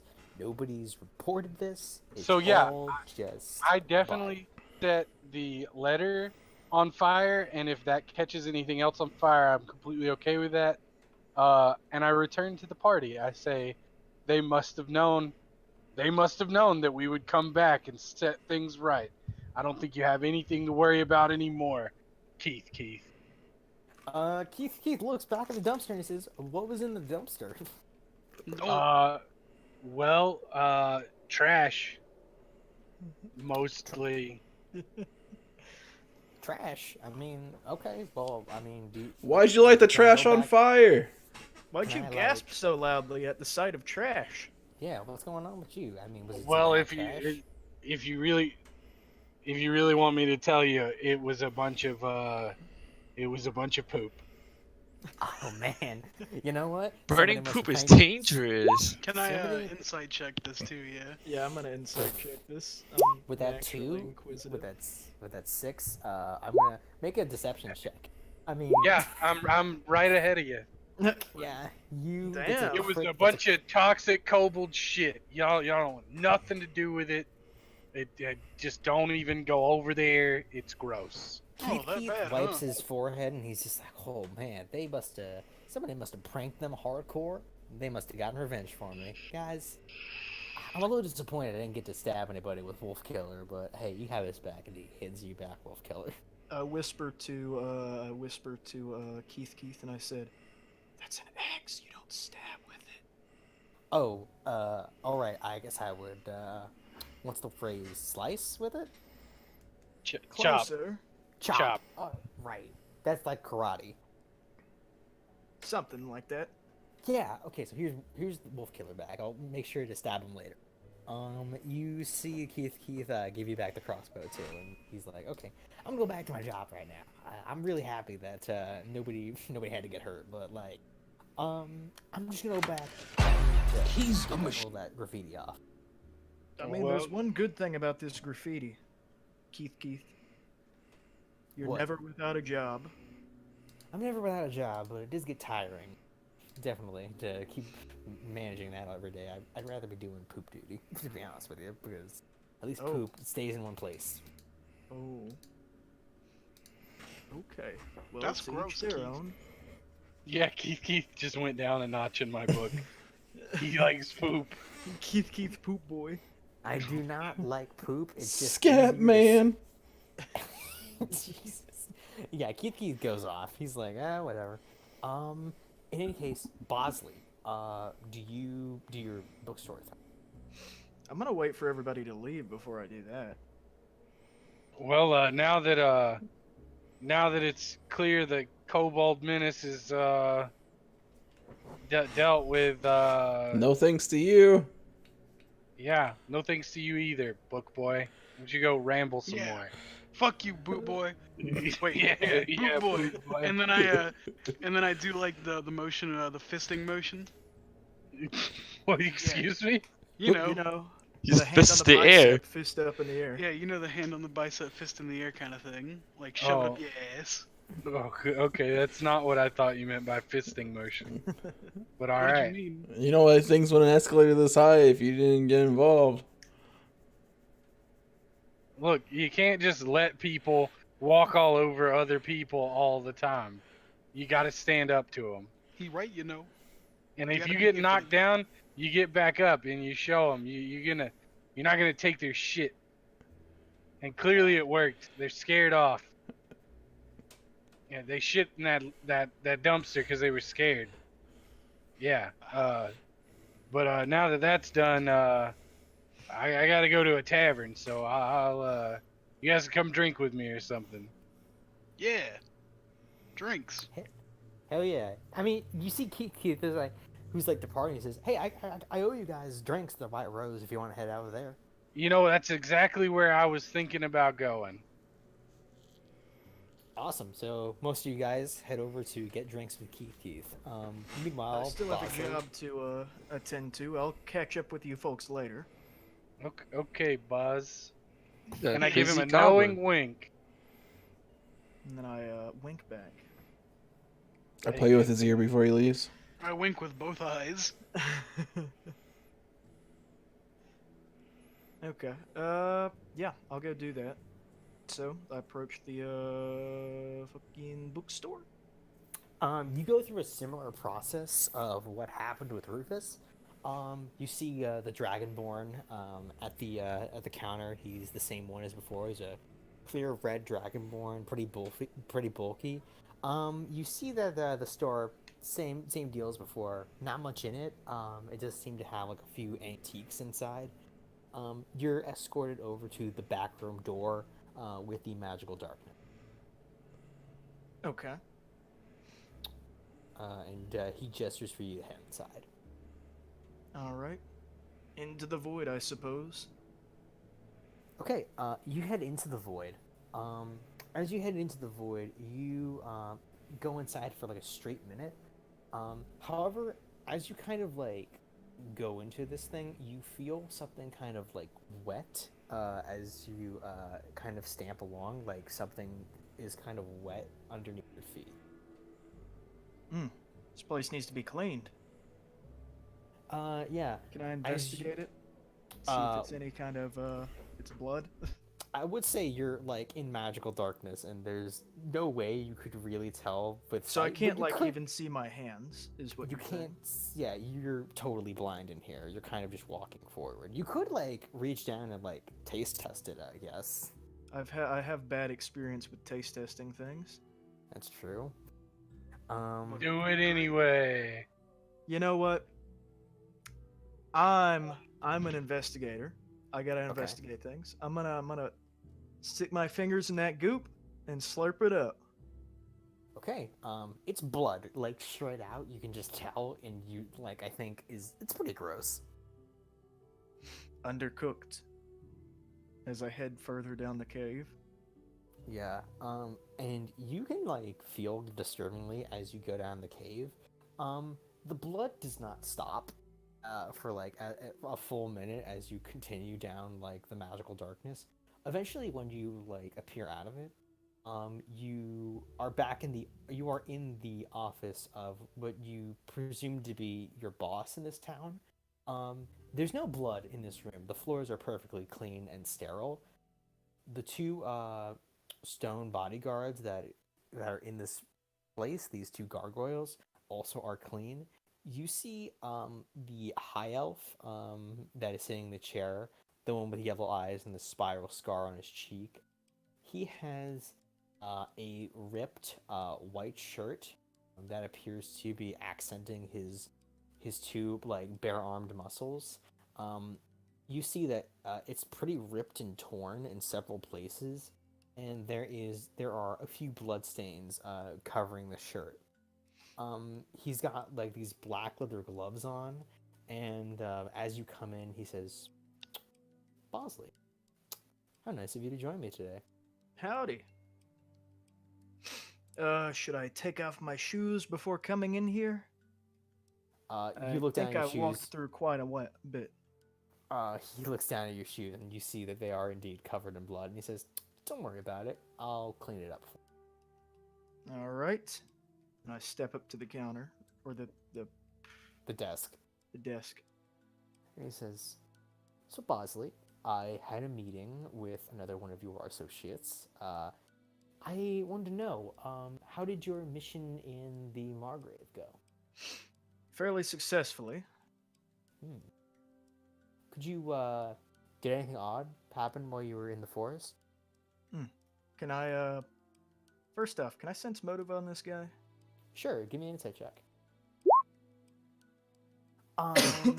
So yeah, you feel like from that insight check, there's something he wants to know about, but he will not outright tell you. Well, I mean, as strange as a large wolf eating an old woman can be. I see. I heard you recovered magical artifact excursion. I saw a wolf. Yes, we did recover Wolf Killer. Was there anything else you recovered in the Margrave? Ooh, I took myself an animate pot, Indeed. but I'm not sure that that's of much interest to you. I have a few animate pots in my let's just say armor. So no, but it's always nice to have one for dinner, such if you need something self-stirred, I suppose. So boss, he quickly gestures for one of the gargoyles to gets you a chair from the corner. It folds out a nice wooden chair for you, and you see this guy say, "Sit down." All right. I take a seat. I'm sorry if you got the wrong impression of me, if you saw what happened in the Kobold area this. However, it appears that our mutually assured Rufus got himself into a bit of a jam last Hmm. and needed I got to him out of be- that jam. That stinky I- jam. I heard. Thank you. Otherwise, I would have had to take him out of there myself. That is a conversation that I'm sure Rufus does not want to have, especially lately. So listen, Hold up, I'm I'm not not- hearing like what you're saying. You're cutting Oh, out I'm a sorry. lot for me. I'm sorry about that. Yeah. So he says, Hold up, I do everybody not- else speak really quick so I can tell this. Ow. Hello. hello, Penis. hello. Okay, okay, let's... Alright, continue. Okay, that must have been weird. Discord must have been messing up. So he says, Bosley, I want you to know that I don't like violence. I detest it. But in a situation like that, where soul bullets, they call them, dunked on one of my employees in broad daylight, in a very public place like that, in the middle of the streets, I couldn't let that slide. If word got back to my associates that I was letting that happen, they would not be happy. That I would kind make of me unhappy. blindly agree and say, yes, sometimes you need to set an example. Exactly. And you know, sometimes the examples that I have to give out are harsh, but they're fair. I didn't murder the entire legion of those fucking dirty kobolds in the streets like I really wanted to. I magnanimously left them all in peace, except for the one that did the beating, of course. Now, boss, you're an Yeah. investigator, am I correct? Tried and true. Of course. There is a place in the Margrave that I want you to investigate. It has something that I find very interesting. There is a rumor that is spreading around of Castle Shadowcrag. Inside the Margrave. You might have seen it. It's the one up near the mining area on the river. And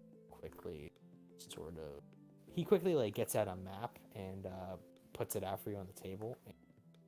This Okay. Castle Shadowcrag up here, and he says it's just a little ways up from the town, near Miner's Lament.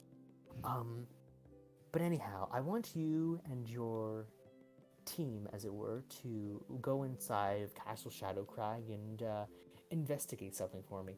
There is... I've heard rumors that people have been seeing something in there. A creature known as the Shadow Cat. It is let's just call it a rare sighting, indeed.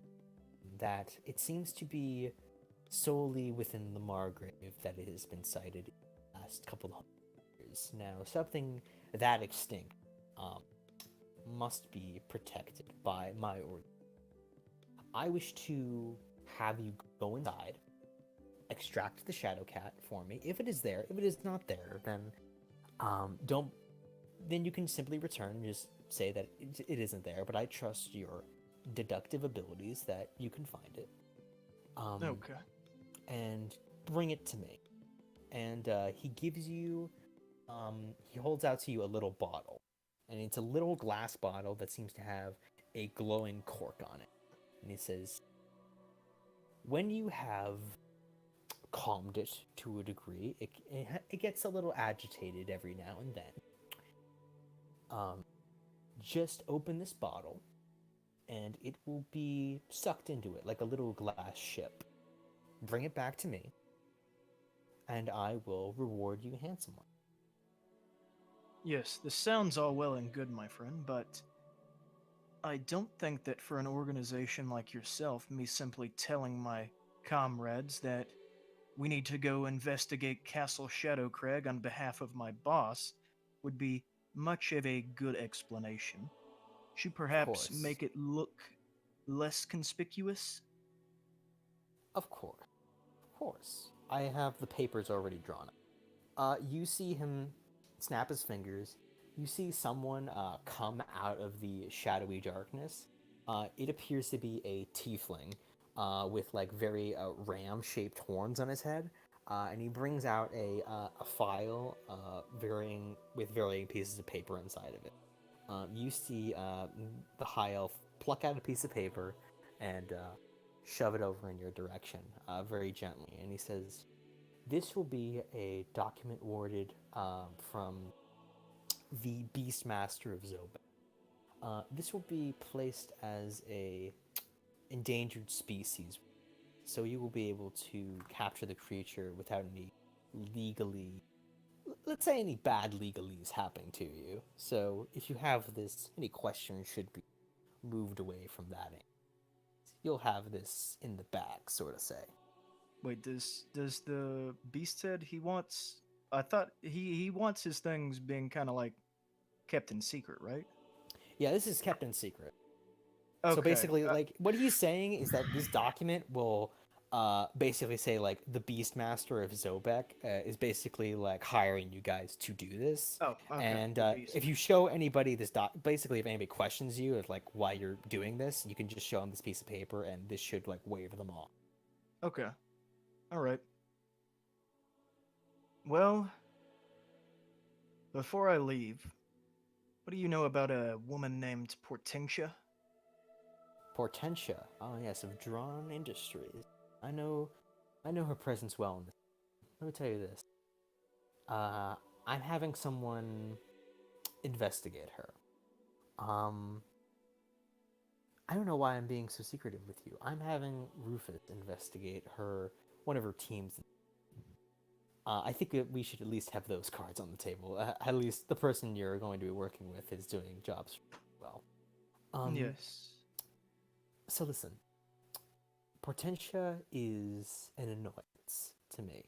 I'll make that clear. Is there anything else you want to specifically know about her? Portentia was taking notes on us, and she was also has her hands heavily into the finances of the mayor.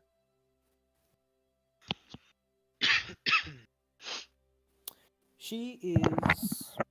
Now, you didn't hear this from me, but she is a part of a sort of secret society of sorts. I can't prove this, but I've heard rumors. And he quickly lays his hands on the table and he says, "She is a part of a secret noble society known as the Noble Knife. Their organization goes to broken down societies and tries to mold them into what they need. A site such as Zobek, for example, was targeted by them almost instantly once it came up, since financing a place like this isn't easy for anyone, so their numbers plus Portentia's, well, let's say charismatic charm did the trick good enough to get a foothold here before I came." All right. Bosley But- takes out his notepad and writes down some of these things. Yes. Also, just to be clear, I do not want you to go after her. Leave her to me. And all I want you to do is just sit and watch her movements for now. Don't actively attack her forces. Just keep things cool for now. If I need you to do anything to them, I'll let you know. Consider it done. Alright, I knew you were the right man for the job, Bosley. I knew you were. And he cracks his knuckles once or twice and he says, "Now, I hope I won't have to see you for a little while as you do this job, but once you return, I will make sure you are paid hand." All right. Oh, and That'll by be the it. way, Okay. actually, he gives you 20 gold. He says, buy yourself something. Thank you. If that'll be all, I'll be on my way. It was nice seeing you, Bosley. And I just kind of go, as I head out. All right. You guys, you exit his establishment. And quickly enough, you are back onto the streets with this task. So it's currently 11:30 right now. It's getting kind of late in the evening. Do you guys want to cut the session here and save the mission for next time so that we can like properly get into things and not like cut it off at like a weird point? Yeah. Yeah, sure. All right. So that'll be it for now. What do you guys think? Do you have fun? Yeah, it's fun. Yeah. Yep, I think I wanted to get into kind of like the city elements today, as last session was kind of all about the Margrave. So you guys got a taste of what Zovek was like, and it's not super great. Yeah, it's Yeah. kind of rough. Kind of rough. Kind of rough. Gone to a street fight with the. I thought you were like gonna use your sword with the soul balls instead of just like punching him, but hey. Nah, cool man, moves. one on one, man, couldn't just fucking stab him out in the street. That's not my style. Yeah, well, it's someone's But style apparently- for sure. Apparently, my style is getting my ass handed to me by a fucking kobold, though. All right. Well, in that case, I will leave you guys there. Was there anything else you guys wanted to talk to me about before I leave, or is this all good? It's all good for me. Oh, You need to give me Oh, your. I almost totally forgot. Actually, you guys all leveled up, by the way. So you're level 4 now. Oh, All right, yeah. that was a quick level up.